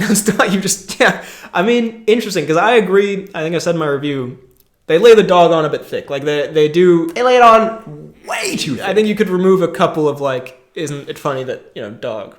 jokes. Isn't it funny, that dog? I don't think I hate it as much. I thought there were, some charming, cute moments. There were a few, but then keep those and then that's it, Fair. To quote the newly, once again, out of retirement, Michael Caine. Yes. Shoot the dog. Interesting. Okay. I remember that was in your Letterboxd review. I was wondering why. It was, because I don't know if I gave it a 3.5 or a 4. 3.5, I think. 3.5. I'm glad you remember. But yeah, the dog genuinely took a lot away from me. But let's not make that the whole review. Apart from that, I really, really enjoyed it. I think the guy who plays Superman, great. David Cornsweet. And I really think that Lex was awesome. Yes. And I did not hate what's her reporter's name? Lois Lane. I thought she was good as well. Yeah. And I really, really enjoyed the Justice Gang. So yeah. I thought, as a movie as a whole, apart from the dog, everything was kind of great. Yeah, I mean, I think we largely have similar opinions. I think I like sort of all the individual elements, especially I think David Cornsweet is great as Superman, and I think Nicholas Hoult surprisingly great. And I shouldn't say surprising, because Nicholas Hoult I think is one of our most talented actors. He is very, very, very. But when we first heard the casting, we were both like, huh? Yeah, a little surprising. It works. He is so. I just love his arrogance and his I think I described it as like we've all sort of known people who are really good at something, are really smart, but they're also so annoying about it, and you can't really call them out because they are that good, but they're so fucking they love knowing that they know that everyone else knows that they know. Yeah, and just his hatefulness and his spite and everything. He's great all around. I think my main complaint with it is just it is too much in a movie. There's too many. And considering it's a Superman movie and it's got all this comic book stuff and it's setting up the whole new DC world, I think it's impressive it's not more bloated feeling. It's still, I think it's quite a fun, successful movie. And my mom saw it and she's not a huge comic book nerd. So if it was too, some of the later MCU stuff, she's like, I don't even know what the fuck is going on here. Yeah. There's one where you could walk in and it's simple, but in a way that is not you're not sitting there man, what a simple ass movie. But it's very approachable. Yeah, she was like, oh, that was really fun. I think James Gunn is great at making crowd pleasing movies that can also sort of funnel into superhero stuff, world building, all this kind of stuff. Just fun. Fillion was great. No, I love the Justice Gang. Isabella Merced is becoming one of my favorite actresses. She was in The Last of Us and I think the last Alien movie. And by the way, also, she was in Madam Web as well, which is funny that they had her and Sydney Sweeney and just kind of Loki was growing into an all-star cast for the worst movie. But yeah, no, very fun. I don't really. Yeah, most of my complaints are just the dog, just kind of structure based. Did you, and it is very James Gunn, and if I have some friends who are kind of annoyed by James Gunn's sense of humor or whatever. If that's the case, you're not going to like it. Yeah. Because it is very James Gunn. I very much enjoy James Gunn. I think he's good. And also, I know you haven't been watching Peacemaker Season 2. It's quite enjoyable, I have to say. I mean, I'm a huge fan of Peacemaker Season 1, but I think I want to wait till all the episodes are out and then just binge it, because I'm going to want to. I don't know if it's as good as Season 1, but it has a lot of funny moments, and it's very multiversy, right? Well, there's one multiverse thing, and there's not to spoil it, but there's a little bit of a twist, which I quite enjoy. It's very, in a more adult way, it's very Justice League cartoon style. We can talk about that more when you've seen it. But yeah, no, quite good. What do you think of, and also kind of like Thunderbolts, I was like, you know what? I want to see more of this universe. I'm on board. For this one, for sure, I was much more so than Thunderbolts. But this one, I was like, this is a very good start to this new DCU. I want to see Millie Alcock as Supergirl. Is that her name? Millie, yeah. I was surprised, but also delighted when she showed up. I was like, she's also great. So is she getting was it a show or is it her own movie? It's a movie coming out next year. Ooh, yeah. I'm very excited for more Justice Gang stuff as well. Yeah. I think it was a very big success. I agree. Yeah, I agree. I think in your I think it was in your review you said something about how there are a few kind of fight set pieces where there's no people around, so they just kind of do whatever. Yeah. I kind of agree with that as well. I was kind of like, it would be a bit more dynamic, like when they're fighting the big monster in like the populated city, to have that be like to have actually have people in the city rather than just this big rift happening down the... Exactly. No, it's a thing that happens in superhero movies a lot where, and I get why it's easier to do, but it's dramatically less interesting to be like, okay, and everyone's gone, so we can just smash into 100 buildings. Like, it doesn't really mean anything. Like, the reason smashing into buildings, obviously it looks interesting, but like, the reason it should mean something is because like, holy fuck, there's people and you gotta watch out for that, whatever. Yeah. And to be fair, Zack Snyder took the like middle ground approach, which was like, what if there are people and also they just smash through all the fucking buildings and like, but... Yeah, no, there's problems like that. But overall, a successful I would agree. Superman movie, I would Very say. And because I was like, I really enjoyed Cavill as Superman. I don't know, I think I was going to come in a bit bitter. But Corn Sweat, you did good. A lot. No, and I think you did good, kid. it kind of, it doesn't, I know there are fans of the Snyder stuff out there, but like it does make the Snyder stuff kind of look ridiculous in hindsight of like how serious and how, like, I don't know, I do just like, for comic book stuff generally, and especially something like Superman, for it to be a bit goofier and lighter. And I like the, like punk rocker, be a good person sort of vibe that comes out of it. Have you seen the behind the scenes clip of Corn Sweat talking to James Gunn about a certain scene where where they talk about it's one where he's talking to Lex and like how he is human and stuff like that.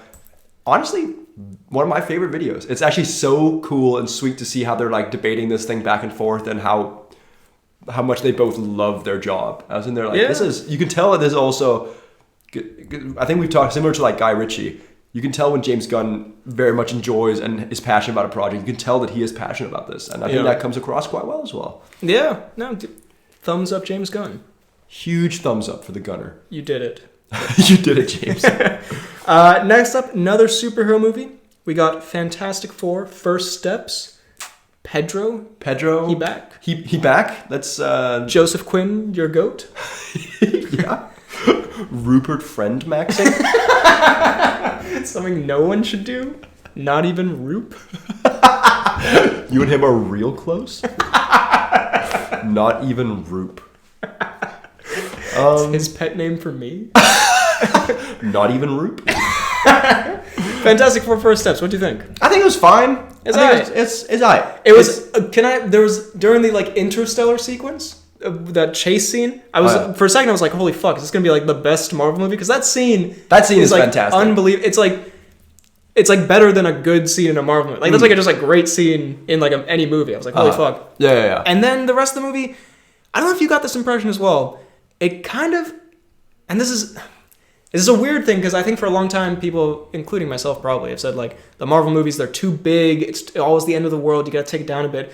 But this one, for some reason, I was like, this feels kind of small scale. It kind of feels like it all takes place in like the one building. It kind of feels like a bottle episode. Like they're kind of just in the building and then they're like in the streets, like and beyond the interstellar sequence. And like Galactus is such a, literally and status-wise, such a massive villain. And the fact that he's just kind of like walking around Manhattan and that's kind of, I was like, it ended. I was like, oh, that was alright. That was fun. Like it was just kind of felt small. I don't know. Is that me? No, I agree with you. It's not really something I've thought about, I guess, but it does feel very much. Silver Surfer comes in, you see Galactus, and then he comes in, and it's like what in like a two square kilometer radius, and that's where everything happens. It kind of feels like it takes place on like on the building set and on like the street. And yeah, that's kind of exactly. like where most of it. I don't know. I don't hate that, but to me that wasn't like the main issue. I see it, but I genuinely thought it was more just kind of like a bit boring at times. I thought there were some boring things. I love Pedro in most things, but I wish I said this before. Actually, I genuinely think that he was totally fine, but not very interesting in this at all. Like do you think he was miscast? I just think that... Would you prefer Gruffafoot? I really would have preferred Gruffafoot. I think Gruffafoot was a fantastic Mr. Fantastic. Oh. Didn't even mean to do that. Whereas Pedro and I also think Vanessa Kirby were both just like... All right. Bit whatever. I really liked The Thing and Rupert Friend. I thought those two were great, but I think all the stuff with Pedro and Kirby were a little bit... It's not that interesting. Yeah, I was just sitting there like, okay, you're saying stuff that I would expect you to say, and nothing super interesting is happening. Yeah, I think there. I kind of get you. Another part of it feeling small is it does feel a little bit chopped down to like, because it's under 2 hours. And again, that's the thing where it's like these movies, I'm not like encouraging them to be fucking 5 hours long or whatever, but like The Thing clearly has like an aborted storyline with Natasha Lyonne, like that romance. Again, it's sort of fucking Mahershala type character arc where it's just a straight line where it's like they meet and then they see each other at the end and they're like, you're pretty cool. Like that's it.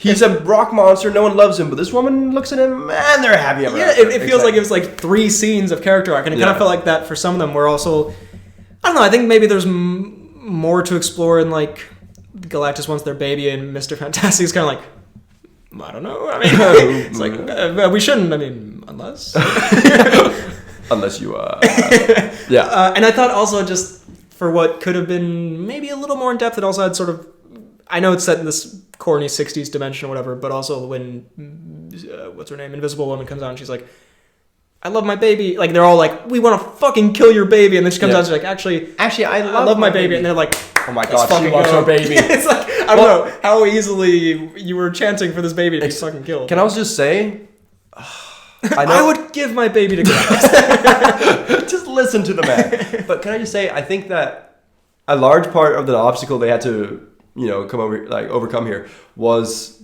how negative the public reacted to everything. Man, if I was the Fantastic Four, I would just feed them a little white lie, because nobody needs to know that you decided to doom humanity because you didn't want to give up your baby. Just say like, oh no, he's gonna we have to figure something else out. Exactly. You don't need to turn everyone against you. That's a very good point. And I guess, again, one could defend that by being like, it's in this sort of 60s cheesy dimension where they trust the public, whatever. They're very righteous. Yeah, but no, when they came out, I was like, I would definitely be like, damn, he didn't give any demands. That's pretty crazy. Like, he comes out, it's like, we have to give up our baby, which we're not going to do, and also you're all going to die. And it's like, why would you say all this? I don't know. But I to be fair, I liked all of them. I thought they were pretty charming together. I liked Pedro. I didn't think, it was terribly interesting, but I liked that's them. I think it was just a lot of the boring stuff for me came from Pedro and Kirby. Sure. So, but I still liked them. I think it was pretty, and I think at the start when they were playing up more of that 60s fun vibe, I thought that was kind of Incredibles coded. I thought that was more fun. Pretty solid. I think it's pretty good. I think so. I think Rupert Friend, aka Joseph Quinn, is actually really good as Johnny Storm. I liked him. Yeah, he was good. Johnny Storm? Johnny Storm. Yeah. I did not like the goofy CGI baby who was like I was like, is that just, am I tripping here? Or is do I know what a baby looks like? I was like, is that not like completely like 2002 coded CGI baby? But yeah, let me just see if I've made any other notes, because I think that's about it. Interstellar scene, genuine cinema, characters don't have much to them, feels chopped down to under 2 hours. CGI baby, small scale, considering it's Galactus for it to be just this, Even the Doom tease just feels kind of small scale and lame. I don't know, I can't even describe this, so maybe this is a fraudulent opinion, but there was just something about that final scene that just felt kind of cheap. It felt, it's hard to describe, but because it's just like Doctor Doom, the next big villain, coming up, soon. And it was just kind of a green cloak. And I know he just wears a green cloak, so it's not like a good, but that's Doom's whole thing. It was and it was this goofy CGI baby, which maybe didn't know. Yeah, I mean, I think, do you think there's an part of you that's kind of like, because it's Robert Downey? Maybe I wanted to see the maybe I wanted to see the Downey face. Maybe. Yeah, so it's kind of like both an attraction, but also something to take away if it wasn't what you expected. Yeah, so I don't know. But anyway, Fantastic Four, pretty good. I accept it. Next up, penultimate one, Weapons. Spoilers for Weapons. I very much enjoyed this movie. I did too. This is another one I got a little video cooking up. But we won't reveal too much. It's very weird because on a pure enjoyment, I really enjoyed just watching it. I think it's quite an entertaining, engaging movie. It's just afterwards when I thought about it, I just had a lot of problems sort of logistically with it, and little nitpicks, which is why it makes for a great video to make. But overall, I did think it was very entertaining. Afterwards, I watched Barbarian. I don't know if you've seen that. The director's first movie, Zach Kreger. I have not seen Barbarian, but I really want to. Terrifying. Yeah. But really funny too. Amazing. I really like that movie. Weapons. Yeah. Overall, quite entertaining. I think screenplay-wise, there are holes scholar like myself could poke. Of course. But you see, he's a rather new director, this man. He's not quite weathered the storms. He didn't make Night Marathon, what can I say? Of course. But yeah, what did you think? I thought it was, in my head, because someone had told me that this was the same directors who did Talk to Me. And I don't know why I thought that. But so I sat there, I was like, straight up lie. I was sitting there like, oh my God, this is great. This is almost as good as Talk to Me. I love their style. Completely different people. So what the fuck do I know? But in general, I really enjoyed it. I will also stray away from my usual thing and say, kid actor was Billy, or whatever the fuck his name was. Maybe, yeah. Great. No, yeah. I really thought he was really, really good. No, he was. I think all the performances are great. By the way, just interesting you mentioned the Philippou brothers, because they did have a new movie this year, which is actually weirdly quite different from Talk to Me. But that's a discussion for another time. But yeah, that's the thing. I thought all the performances were great. I really liked Julia Garner. I really liked Alden Ehrenreich. I'm glad to see a little bit of an Ehrenreichissance. I thought Goodness me. He got a bad rap off of the Han Solo movie, which he was good in, by the way. I just think that movie didn't do great, maybe. But and then I really liked how they kind of like focus on different characters throughout, you know, and how you see that from the different angles and everything like that. Like, that's cool. That's cool. I think that's where my problem lies, though, is that, and I think our friend Yassine, who I saw this with, he summed it up perfectly when we were driving home afterwards, where we were talking about, we're like, yeah, this is pretty good, but we both kind of like were not really feeling it, and then he just said, well, it seemed like the kind of movie that would get good reviews. And I feel like that's the sort of pinnacle of it, because it has this style that sort of seems really smart. And it is cool, but I don't think it was utilized as well as it could have. I see that. Because I feel like there are elements of it that are kind of redundant. I think the Alden Ehrenreich one and the tweaker drug guy, there's a bit of overlap there. It's kind of the same thing again a little bit. Yeah.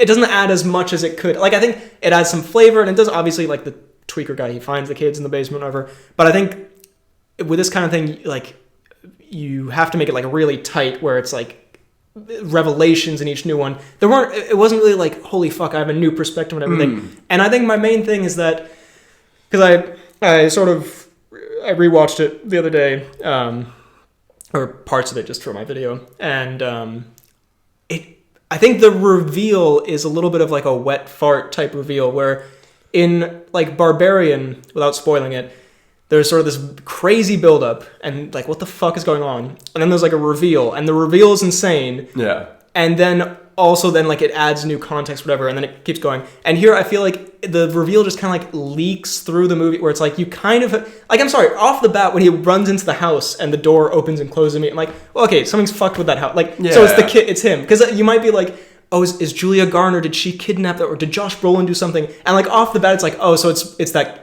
kid. It's something to do with the kid. That is true. And I also think whilst the aunt is scary in parts, it is very much like, I've got magic. No, that's fine. Well, spoilers for weapons. That's fine. Another main thing is that in Barbarian, the twist is both super disturbing and fucking just nuts and like creative. And in this one, it's like when you're playing with your toys and you're like, I kill your guy, and it's like, well, he has a shield that can stop that. Like, exactly. It's magic. Like, you just you do exactly whatever. No one, I hope, can make Wong do what Wong did just by like a bit of his hair. No, exactly. It's just underwhelming, because you set up this amazing... I love a mystery in a movie where it's like, these kids all leave at 2:17, what the fuck happened? And then the answer is a witch made them do it. Exactly. It's not like at all compelled. Like, I thought, especially when Josh Brolin sees the big gun or whatever, maybe it'd be some tech that, like, some government, they planted something in their brain. The whole gun thing was just a bit strange. I think that's bullshit, by the way. That fucking director, he was like, that's just up to your interpretation. I was like, no, this is just a stupid thing you did. Yeah, that's not really how symbolism works, and you can't just put obviously you can. I'm not the fucking authority on movies. I will not allow it. But like, you can't just put a thing in a movie and then be like, and then have it never come up in any way again and be like, you just, like, I feel like it's kind of lame and lazy. Yeah. Like, you're not like David Lynch, where you're this like, maestro of film and random, whatever. It's like, that's just kind of goofy. Like, I don't know. But,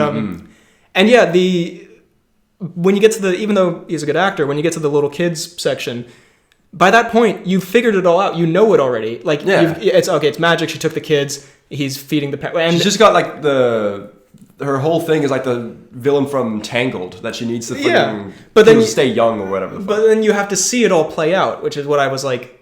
Because again, from second one of Billy's storyline, you're like, I know how this happened. Like, he went and got stuff from the kids' cubbies, and he went and bought soup, and then we spent like 20 minutes watching that happen. I'm like, I know, like, this is not some reveal. I do, but again, this is where the prowess and amazing acting abilities of Billy was, because if that had been a poor kids actor, I think that moment would have been much, much worse. But for me, kind of seeing what he went through, I was like, oh, okay. Yeah. And the fork stabbing the face scene, kind of disturbing as well. No, there were disturbing. When the old lady comes out of the house with the scissors, that was super creepy. Oh, I watched that through my fingers. I was that was not good. But also, I'm sorry, some of the jump scares are fraudulent jump scares. Both Julia Garner and Josh Brolin have dreams where the witch lady show up. Why does she show up in their dreams to jump scare them? Because she's not controlling them, and she's actively, like, it's not like she's trying to haunt them or something. She's actively trying to hide that she's there. Yeah. So is it like residue of magic seeps into their dreams? Like, I'm sorry, that's like the gun. It's like, as soon as you think about it, you're like, wait, there's actually no, and yes, you can say it's magic, but I mean, that's kind of a lame reason. But also, can I just say, the whole thing that Josh Brolin does, where he like lines up the direction that the kids are running and stuff like that. Have the police done that already?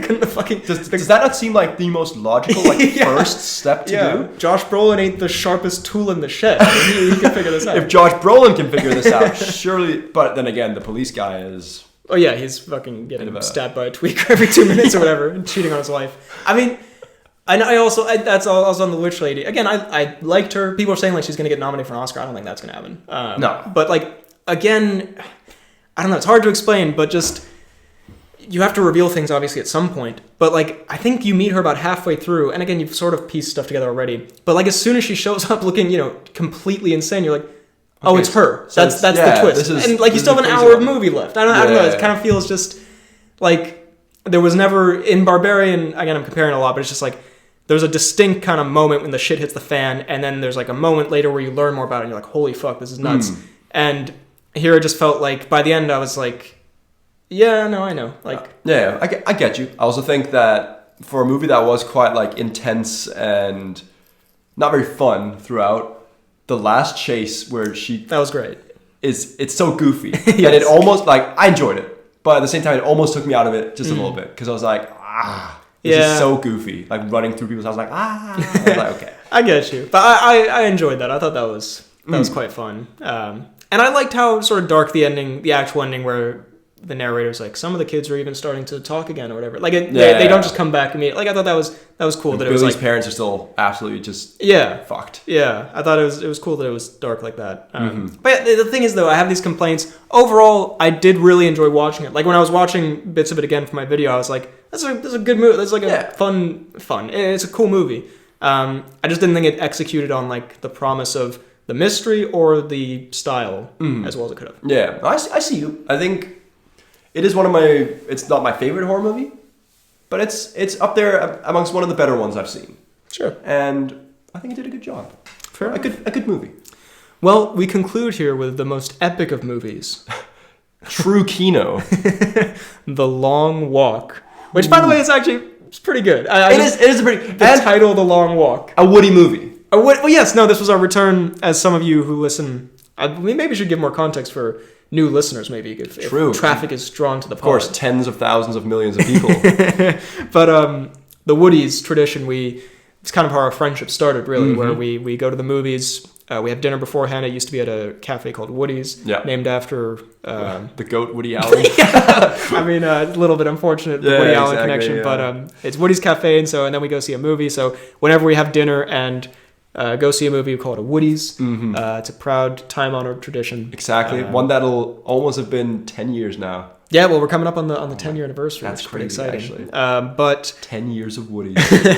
But so we returned to The Long Walk, and we mostly chose it because it's a goofy-ass title. It's just a funny title for a movie. What's going to happen here? The Long Walk. But... turned out to be actually pretty good movie. Yeah. I think when it ended, I just did say to you, long indeed. That I did feel like it dragged a little bit, but I think for a movie like this, like for a movie about people just literally walking. Yeah, like I sometimes call them like premise movies, where it's like, okay, you set it up and we're going to be on this road the whole time, and you have to make sort of there's similar stuff with like a movie that's set in like one house or whatever. You know, there's a limited number of things you can do to make it interesting, and I thought in that respect it did very well in keeping it engaging and doing different things and not having it super boring. And it was like, it had, I don't want to say, I don't think it had very poignant moments, but it had like the characters were pretty decent. Yeah, the main guy. There's a few emotional connections that were built on the long walk, and I thought a lot of the people like were realistic. Maybe people were a bit too friendly in this thing, where people like... Yeah, you could have used... They were like two dicks. And maybe you could have used a bit more adversarial... Because realistically, you're walking... You're competing against these people. Yeah, I would have shoved all of them off the fucking road, bro. I was kind of thinking, like, is it illegal to, like, shove people? No, because the one guy tries to punch him and falls over, and that... I think it's just like, it is what it is. Yeah. Yeah, no, by the time you get to the end, I'm sorry, bro. I don't care if we've shared like an emotional bond or whatever. No. You're out. You're getting packed up a little bit by Mark fucking Hamill for some reason. Mark Hamill. It was... Main guy, ain't no way he's making it to the end. Okay. First of all, Mr. Hoffman. Cooper Hoffman, who, by the way, I like seeing his career budding. He seems like a good actor, and I like his dad. He is. I really enjoyed him. Yeah. Well. Okay, all right. Let's not Cooper Hoffman shame here. I mean, they acknowledge at the start. One of them says like, that ain't, you don't want to be heavy on the long walk, but it seemed fine. Not that he's heavy, but like, you don't want to be morbidly obese on the long walk. Okay, let's not Cooper Hoffman shame here. But I'm just saying. Just for the technicality of the movie. I mean, the movie's about walking. It's about walking. Sorry, no, that sounded so much worse. You have to move. Because he's not fat. No. But he's just, compared to some of the dudes that are there, he is not in that good of a shape. He's, as Nick Miller would say, Coney Island fat strong. Sorry, it's getting so much worse every time. I'm sorry. You're digging yourself in a deep hole. They acknowledge it in the movie. I feel like that is our good So we can really riff off of it. But... No, I mean, and I liked his dynamic with, I can't remember his name, the other guy, the other main guy. I know they were friends, and that's the moral of whatever, but also, I don't know, man. I wouldn't carry you on the long walk, I'll be honest. Well, I mean, we had I've thought about it since, and it's not that deep, but we had slight beef with, it's like a double red herring, the friend guy, because he's too good. He is the most perfect man in the world. Yeah, so spoilers for the long walk. So you assume he's going to be a villainous twist character, but then it's like it's almost so obvious that he's a villainous twist that I guess it's the twist that he isn't, and so he's just like the perfect nicest guy ever. I was like, what are the chances that you meet a literal saint? Like on could the not longest be a better walk. person. Yeah, and also guy who carries you multiple times, and also he's the best walker. He never has any problems walking. Like I don't know, there's, and I'm not saying he is the best walker, especially compared to no to certain other people. But like it did feel a little lame of like. So he was just the best at everything and really nice, and he won. And he won the whole thing. Yeah. And then he kept walking. Bro kept walking. He shot freaking Mark Hamill, and then he was like, you know what? I need more of. He kept strolling. Walking.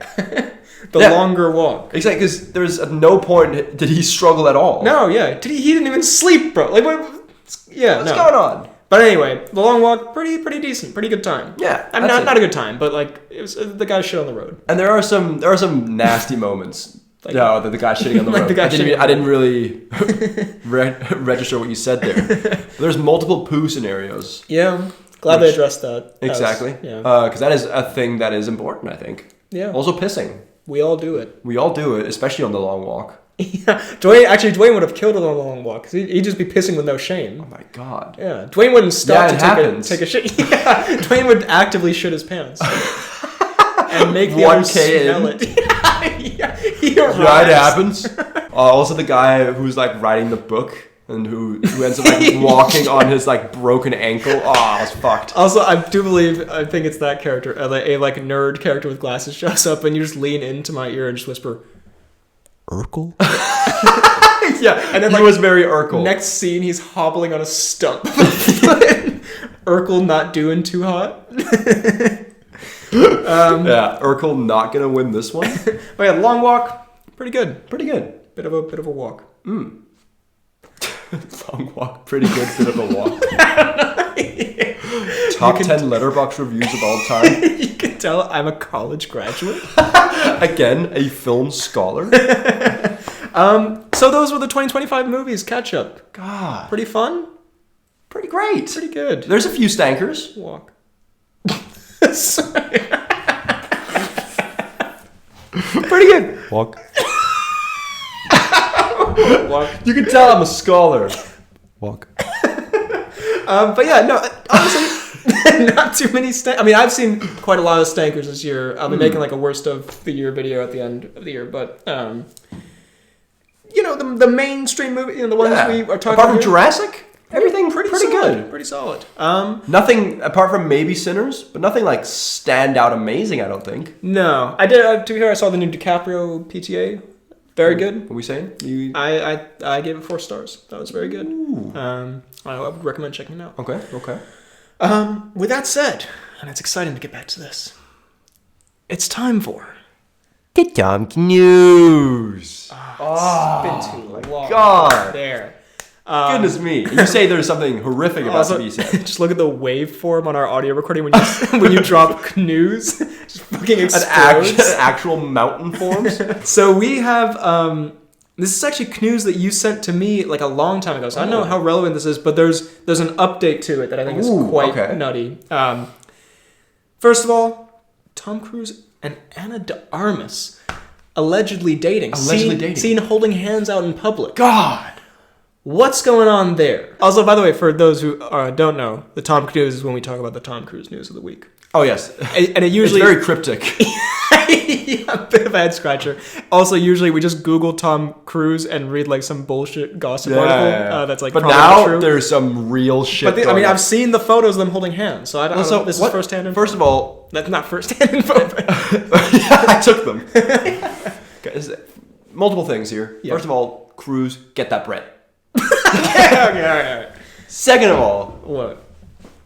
What's the age difference? I believe I saw she's 29 years younger than him. Oh my goodness. Yeah. Cruise could actually be her dad. So dare I even say granddad? I don't know what... Look, Cruise, I'm sure, is charismatic. Yes. But he's also terrifying. He's terrifying. He's also like 60-something now, I think. Yeah. And...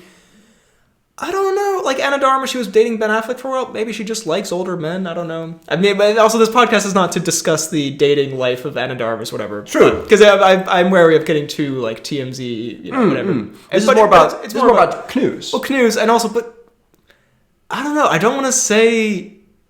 I don't know. I guess that I don't know. It's a hard line to the long walk here, but I think, like Cruise is. I'll just say it. I think she's out of his league. Is that a ridiculous thing to say? We're both thinking it, and that's why I said get that bread, because she's beautiful, she's very talented. It is kind of like, and also I think again people know him better than we do, I assume. But he's kind of got a reputation to be kind of a crazy guy. Well, I mean, we have our meme about Tom Cruise. We see him as a bit of a nutty dude, and he's done nutty things in the past, to be sure. And, we're not ones to comment on Scientology because that would probably be bad for... We would never do anything remotely disrespectful we're not gonna Scientology. Do that at all. But, let's just say, there was that time he jumped on that couch, whatever. He's done some nutty things. Yes. Maybe he has crazy charisma. He's got crazy bed game. Maybe he's got a crazy hog. You never know. Rocking a fucking 12-incher. And, I mean, yeah. Have I seen, discussions in comment threads about what role Scientology plays in this relationship? Maybe I've seen that. She's not a Scientologist, is she? Well, who knows? Maybe she's become one. Maybe she hasn't. Maybe it never came up. Maybe she's converting him. Again, we don't know. I mean, not that you'd have to convert out of Scientology because we have nothing negative to say about it. By convert, I mean... Cruise with a pistol and just... Anyway, so who knows if that's a factor, but point being, I was shocked because like Ana de Armas, she is sort of, I mean, much like how like Ryan Gosling is like the like man stereotype in like a meme or a reel or whatever. Ana de Armas is kind of like the woman of like she's the woman of Hollywood of the present moment. So for Tom Cruise to be dating Ana de Armas, it was a pretty big news story. It was a huge shock. Now the update you said. The update, and this is, I've not verified this anywhere. I don't even have a source for this. This is just stuff I've seen. Like maybe you sent it to me, or maybe I was like fucking scrolling reels, or maybe it came up on some fucking article. I don't know. But allegedly, there's rumors in the Twitter sphere, whispers in the wind, that Cruise and Ana de Armas are not only considering getting married, but having an airborne and or maybe space wedding. Which I have no verification of this at all. This could be total bullshit, but I've just seen multiple things where it's like Tom Cruise either considering a skydiving wedding, which seems like something someone would make up about Tom Cruise. That's exact. But also, can I just say, Cruise, I'm all for all your stunts. But on the wedding day, come on, you want to do something where you might splat in front of your wife? Also, like, give it a like. Maybe they haven't been dating long enough for her to be sick of him yet. But I feel like at some point you'd be like, do we have to fucking skydive? Do we have to go to space to get married? You're doing a bit much, Cruise. We have to go to fucking space to get married. Yeah, or he's going because he's been talking, I think, about doing like a movie in space for a while. Yeah, I think that was a thing for a bit. So maybe that movie's just gonna be his wedding video. I mean, I'd go to the cinema for that. I would watch the shit out of that. But at the same time, at 40X, the wedding night. I was gonna say when they kiss the bride, just water sprays everywhere. It tastes like Cruise. sorry. Bit far. Bit huge there. It tastes like Cruise. But yeah, anyway, so that's crazy. They're getting married? Maybe. Again, who knows if this is true? Again, this is my sources like Instagram reels. I didn't even know they were actually like officially dating, but now they're getting married in space. 100% certainly. I don't know if Cruise did get married in space. Is that epic or is it illegal? Cringe? Is it cringe? Is that a viable wedding if you're married? Is that like getting married in international waters? Yeah. Like whose license do you get? I don't know. I don't really know how marriage works, but I'll never figure that out. I'll never have that problem. I've never had to get married in space before. Call me the layman. So who knows? Who knows if that's true? But if Tom Cruise ends up having a wedding in space, my God, what a day for the Tom Cruise that would be. Or again, knocking on all the wood in the world, and we only want good Tom Cruise. Yeah. But also a Tom Cruise, if he skydives and dies at his wedding, would be... Can I say, there's so many scenarios with a skydiving wedding that could is it... What if Ana de Armas splats? What if they both splat? What if Cruise splats? Like, there's so many variables of that day. There's so many splat-tunities. There's so many ways that can go wrong. And again, we wish nothing but the best for Cruise. Nothing but the best. Don't want anything bad to happen to him or Ana de Armas. Of course. But the news that Tom Cruise in a tuxedo getting married couldn't pull the string in time would be, I'm not going to say it would be good, of course, but it would be generational. It'd be something. It sure would be. So yeah, we'll see what happens there. We wish nothing but the best for Cruise. Nothing but the best. But also, at a certain point, you're fucking tempting fate, bro. Stop. Don't get married parachuting, bro. He started tempting fate like 10 years ago. Yeah, no, don't get married, like... Don't do that shit. Don't get married paragliding or whatever the fuck you're planning on doing. Well, now... Holy fuck, we have been going for over 2 hours. Call us troopers the way we be doing this long walk. Your disgusted face that you just pulled was very appropriate for what you just said. So for the announcements and such now, we do a little announcement thing, and I think we talk about the future of the pod. Please. Let's spit. Steinfeld moment? Kuzmaxing? Sorry, not Kuzmaxing. Not an appropriate thing to say. First of all, I was thinking we could go through the comments on the trailer. Yes, because they were delightful. That'd be very, very nice. Before we talk future of the pod, Caine says the boys are back. we be? And by the way, real quick, actually, can I say this about Caine, who's a goat of the pod lore? Ran the fan page, always commenting, making videos, all this stuff. Very delightful. Caine, he be making some cinema. Yeah? Caine be making some short films. Okay. On his YouTube channel, Caine Konecki. Low-key Kino, I can't lie. Yeah? There's one, I can't remember what it's called, but it's like the bear-inspired... It's like before a production, and like they're all running around. It's like one take looking really fucking impressive. Like he sent me this, and he's like, "Hey, do you have any feedback or something like that?" It was around the time that I was making Night Marathon. I was like, "Damn, Loki, this shit is way better than what I'm making." And he's been putting out other short films. Okay. Just want to say, well, I want to absolutely give that a watch. Just shout out Caine for being on the short film grind, for inspiring me to get on the short film grind, and putting out great stuff too. Damn. Like, okay. We got some creative fucking audience members. Like, people will occasionally send me like, "This is a short film I made. Do you have any feedback?" And fucking making some cinema. Making some big moves. Everyone, keep it up. Keep making some movies, man. It's great stuff. That's actually so dope. Yeah. ZJ says, "Oh my God." JK Goofy Goober says, "Does this mean a return of the Ben and Fred watches, even if it's only once a year?" We got some stuff in the plans. We got some stuff in the plans. Joe C says, "My fellow commenters, prepare your bussy." To which ZJ says, "Return of the bussy," and Shelf Enthusiast says, "#my bussy is ready." Of course. I feel like also, again, if they're new listeners, maybe I'll just do a very quick explanation of the bussy thing. I love bussy. That's it. A while ago, I told a story on the pod about how at my college, during like a Pride Week or event or something, they'd written on the chalkboard outside like the main dining hall, a lot of like pro-gay messages and all that. That's all great. But then just like in really big writing, they just written, "I heart bussy." Yeah. And I just thought that was a funny funny anecdote thing to put in the...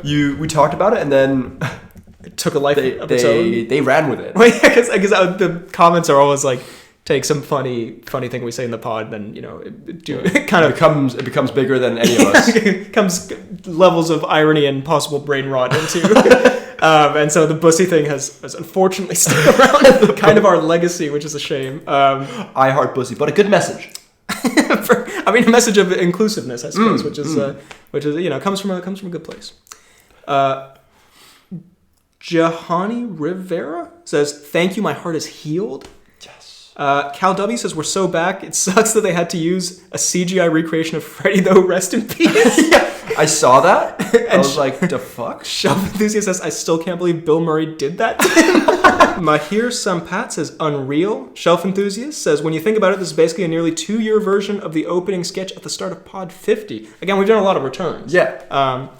For real, though, when I got this notification, I legit didn't know whether or not I was being pranked Halpert style, and cheered quietly to myself when I realized I wasn't. I was just finishing my 4th re-listen of the entire pod since it ended." That's crazy. That's actually crazy. Thank you for the support and everything. Which I know is extremely sad, but I never really got over it. Nothing sad about binging the podcast. Especially this podcast. No, only this podcast. Oh. If you're binging fucking... Anything else is sad. If you're binging Joe Rogan. Yeah, well, that's concerning on a lot of levels. But the pod, not at all. This is like when Ian and Anthony bought back Smosh, only 1,000 times more epic. Let's fucking... God. I always saw them as our rivals. And now we have surpassed them in every way possible. # the bussy is back. # the boys are back. # we back up. And to everyone in the comment section returning as well, allow me to just say, it feels good to see you all again. It feels weird to say, but I've genuinely missed this community so much and can't wait to continue interacting with everyone once again. This is no joke the best news I've had all week. First of all, extremely nice. Super sweet comment. Extremely wholesome. And second of all... And it goes back to the other thing we talked about before about the community. The community. I love the pod comment section and it's our sense of humor in the comment section. It's all this goofy, fun, it's very nice. Some replies. Josie, "It's definitely incredible news. It's like reuniting with old friends you haven't seen in a long time." JC Cinematic says, "Beyond hyped. # hyped for the bussy. # CGI Freddy."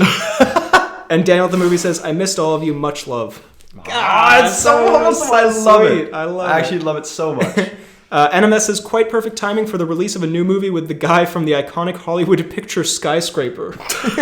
Very true. We did bring back the pod just for the Smashing Machine. We did talk lots of Smashing Machine here. Darth Something says, "Yes." Daniel says, "I've been waiting for this moment all my life. The boys are back." ! Connor Beer says, my goats are back. Aww. Flapjack ST says, I'll never forget you guys using the channel logo I made way back around my 13th birthday for the first era of the podcast. And I'm blessed to see you guys come back so close to my 21st birthday. Missed you, fellas. That is actually a crazy stat as well, right there. And by the way, Flapjack ST, thank you for that channel logo again. True. It's been 8 years, I guess, which is, by the way, super... The fact that we've almost been doing this for 10 years, kind of epic, but also very concerning. Coming up on some very discerning stats here. Yeah. The fact that someone was 13 listeners, they're turning 21 now, very surreal. That is... But very cool. Not to overstate our our impact in the world ever, but just because I listen to the Weekly Planet and these kind of podcasts and whatever. Yeah. The fact that our podcast for a very small group of people has been a part of their teenage years. Yeah, exactly. And it's so growing up, very as we were growing up as well. We started when we were fucking 15. Pretty crazy. It's actually so crazy. JC Cinematic says, this coming back the day after my birthday is the best gift I could have asked for. Happy birthday. Super Mason says, noise. And no. Noise. And Noha says, the way my heart rate spiked upon seeing this notification, I haven't been this hyped for anything since Delta Rune or Breach by 21 Pilots, which I'm not familiar with. The reference is lost on me. Okay. I assume that's a positive. I assume those are good things. That's not a bad happening that occurred. I assume those are things you were hyped for as well, which I think is a compliment. But thank you very much. Mm-hmm. Carlos says, the world is healing. Movie Guy says, oh my god, oh my god, oh my god. No man, this is my dream come true. Bala Bing Guag says yes. What spells are you casting? That's my response to Movie Guy. Bala Bing Guag. Poorly Planned Podcast Clip says, we are so back. Joseph Bennis says, the boys are back. Lucas, a friend of mine, says, this is genuinely beautiful. God bless you both. Very sweet. So sweet. Actually, it was a little funny tangent here, but because Lucas, one of my closest friends from Cork, Ireland, and before we became friends properly, he apparently listened to the podcast, and he was like, yeah, it was pretty weird because I had borderline a parasocial relationship with you while we were just in the same class. But then, we became super close friends, and thank you very much, Lucas. Jaden says, the end of the Poorly Planned Podcast, what a joke. We're so bad. What a God. And Anoha says, fire. Ashtoon says, genuinely made my day seeing this. Hashtag Tom Cnews Resurrection. And Atan says, finally. So, thank you all. First of all, thank you all. Super sweet, super nice. Huge part of why we brought the pod back, because we love the community, and you guys are so positive and wholesome and supportive, and also just funny. It's just a fun time in the comment section. There's good riffing going back and forth. Some of my funniest moments that I remember from the pod has been reading out some of the comment sections. Yeah. So thank you guys so much. We really appreciate it. Great to be back. Also, it's funny because I don't know. I'm my parents are aware of the podcast, but I certainly hope they don't listen. But I don't think they really know, they know I do the YouTube stuff and make some money, and they know we do the podcast, but I don't think they really know the vibe, whatever, or if anyone listens. And when I put up the return trailer, I showed them, and I was like, yeah, check out the comments. And they're like, wow, people actually care about this. People are really kind of weirdly excited. Yeah. And I was like, yeah, no, we have a great fan base, a great community. So thank you guys so much. So now let's talk the pod. Future. What's happening here? What are we doing back? Yeah. We're leaving. What the fuck is going on? 2 more episodes, then we're out again. So basically, the plan is, here's how I'm laying this out. Because give us the rundown. As we've said before, we've made a lot of promises that we've then had to... We've said we're going to go, I think, infinitely at one point. We probably have said. And then we end it, and we come back, and then we end it, and then we come back. So, I don't want this to be a situation where people are disappointed or anything. Mm-hmm. So I want to lay it out. Here's the plan. From now until the end of 2026, we are committed to putting out a pod episode every Friday.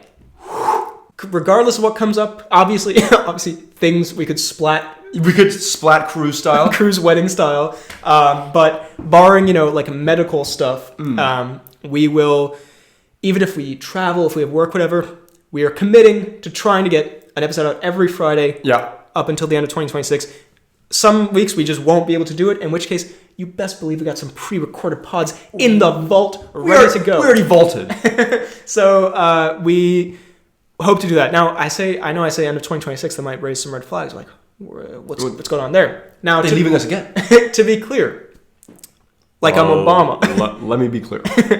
I hope that post 2026 we keep it going. Yeah, we keep doing this because I kind of said this about my YouTube channel. I feel like we're never gonna not do the pod. Like there might be periods where we do it less or whatever, but it's not like I feel like a definitive end like we did before. Probably will not happen again. I can see us being 70 years old still doing. And I see the same. It might every Friday may be tough. But again, maybe not. Well, so that's the reason I've said this 2026 thing, because I'm thinking of maybe like as like a season of TV or something where it's like from now until then, on a Friday you're going to be getting a pod. Yeah. The thing is, we are at very volatile points in our life right now where I mean we're back in Denmark, but you never know what could come up. You never know. And even in Denmark, things change. One of us will probably be married by the end of 2026.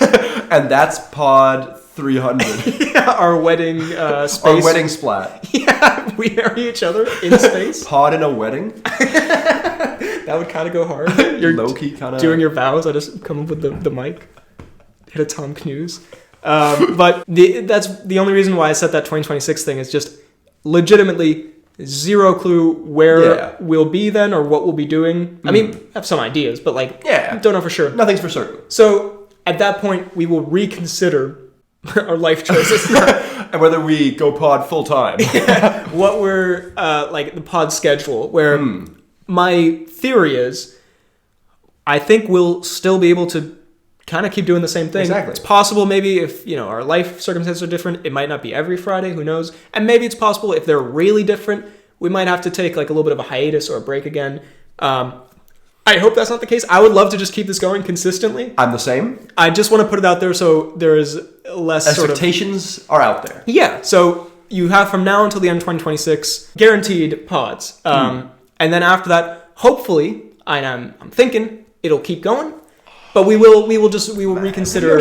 We'll figure it out. But we're back for now, and hopefully beyond. Because again, like I said, regardless of if there is a hiatus or if it's less frequent, whatever, I see us doing the pod pretty much always. And I'm the same. I don't want to jinx it. Infinity pod and beyond. All right. All right, and suddenly it's October 10th is the last pod. Yeah. Suddenly it's the end of 2026. Come early. That's pretty much the main stuff. There perhaps may be some pod vids at some point. Perhaps some Ben and Fred watches at some point. Ooh, I heard they were requested. And yeah, there will be some minor changes to the pod. The thumbnails are going to look slightly different. The background's going to... in order to get it out on Fridays, every Friday, trying to streamline the editing process a little bit. We might lose a couple theme songs, maybe. You never know. We'll try to survive. We'll see. Maybe there'll be a public outcry. And in terms of also...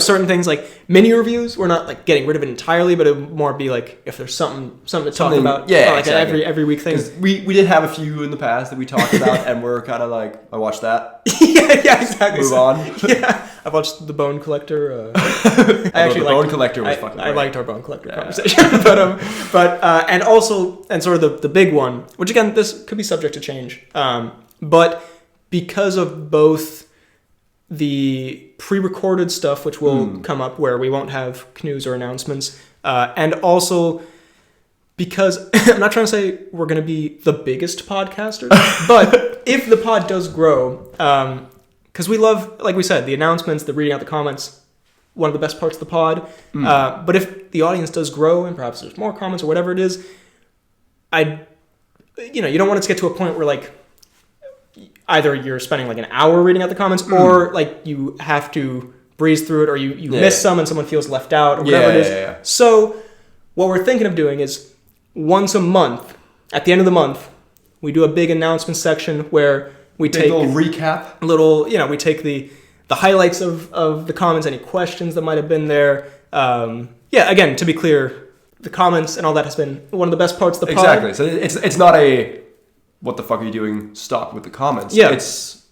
We're just expecting to be getting so huge. It's still like a driving factor for us. Yeah, because also with the pre-recorded pods, I have a vision for the pod where I want it to kind of be like consistent. Like obviously the pre-recordeds it'll be apparent it's not that week, but it should be kind of a smooth listening experience. And so if one week it has this section, one week it doesn't have that section, it'll be a little more up and down. And again, love reading the comments, and the community is great. I don't want it to feel like a fucking like competition of like, well, I have to write the best comment so that they'll read it out, whatever. We still read all the comments. We still love it. We still think they're hilarious. In terms of the announcements segment, we will just have to like condense it a little and do one at the end of the month. And who knows, maybe this is open to change. But so that was sort of one of the slightly more major adjustments. We'll see how it goes. Maybe it works out where we don't need to do too many pre-recordeds, or maybe we get 10 views of it. Yeah, maybe we lose all our fans. I don't know. But still, we will have the announcements. We're not getting rid of the announcements entirely. We could never. Never ever. So, wow. Great to be back. I hope you enjoyed the comeback pod. Oh, God. Man, I'm so happy to be back. It's very good to be back. I'm actually so happy. I do want to highlight that when we started recording, it was very bright outside, and it is getting dark outside very quickly. Thank you so much for listening. Die? Stroke? Splats? Thank you so much for listening. Hope you enjoyed the episode. If you did, drop a like, subscribe if you're on YouTube. If you want to listen to this podcast other places, we're also on Apple Podcasts and Spotify. I pay for that, as we established. So please make it worth our while.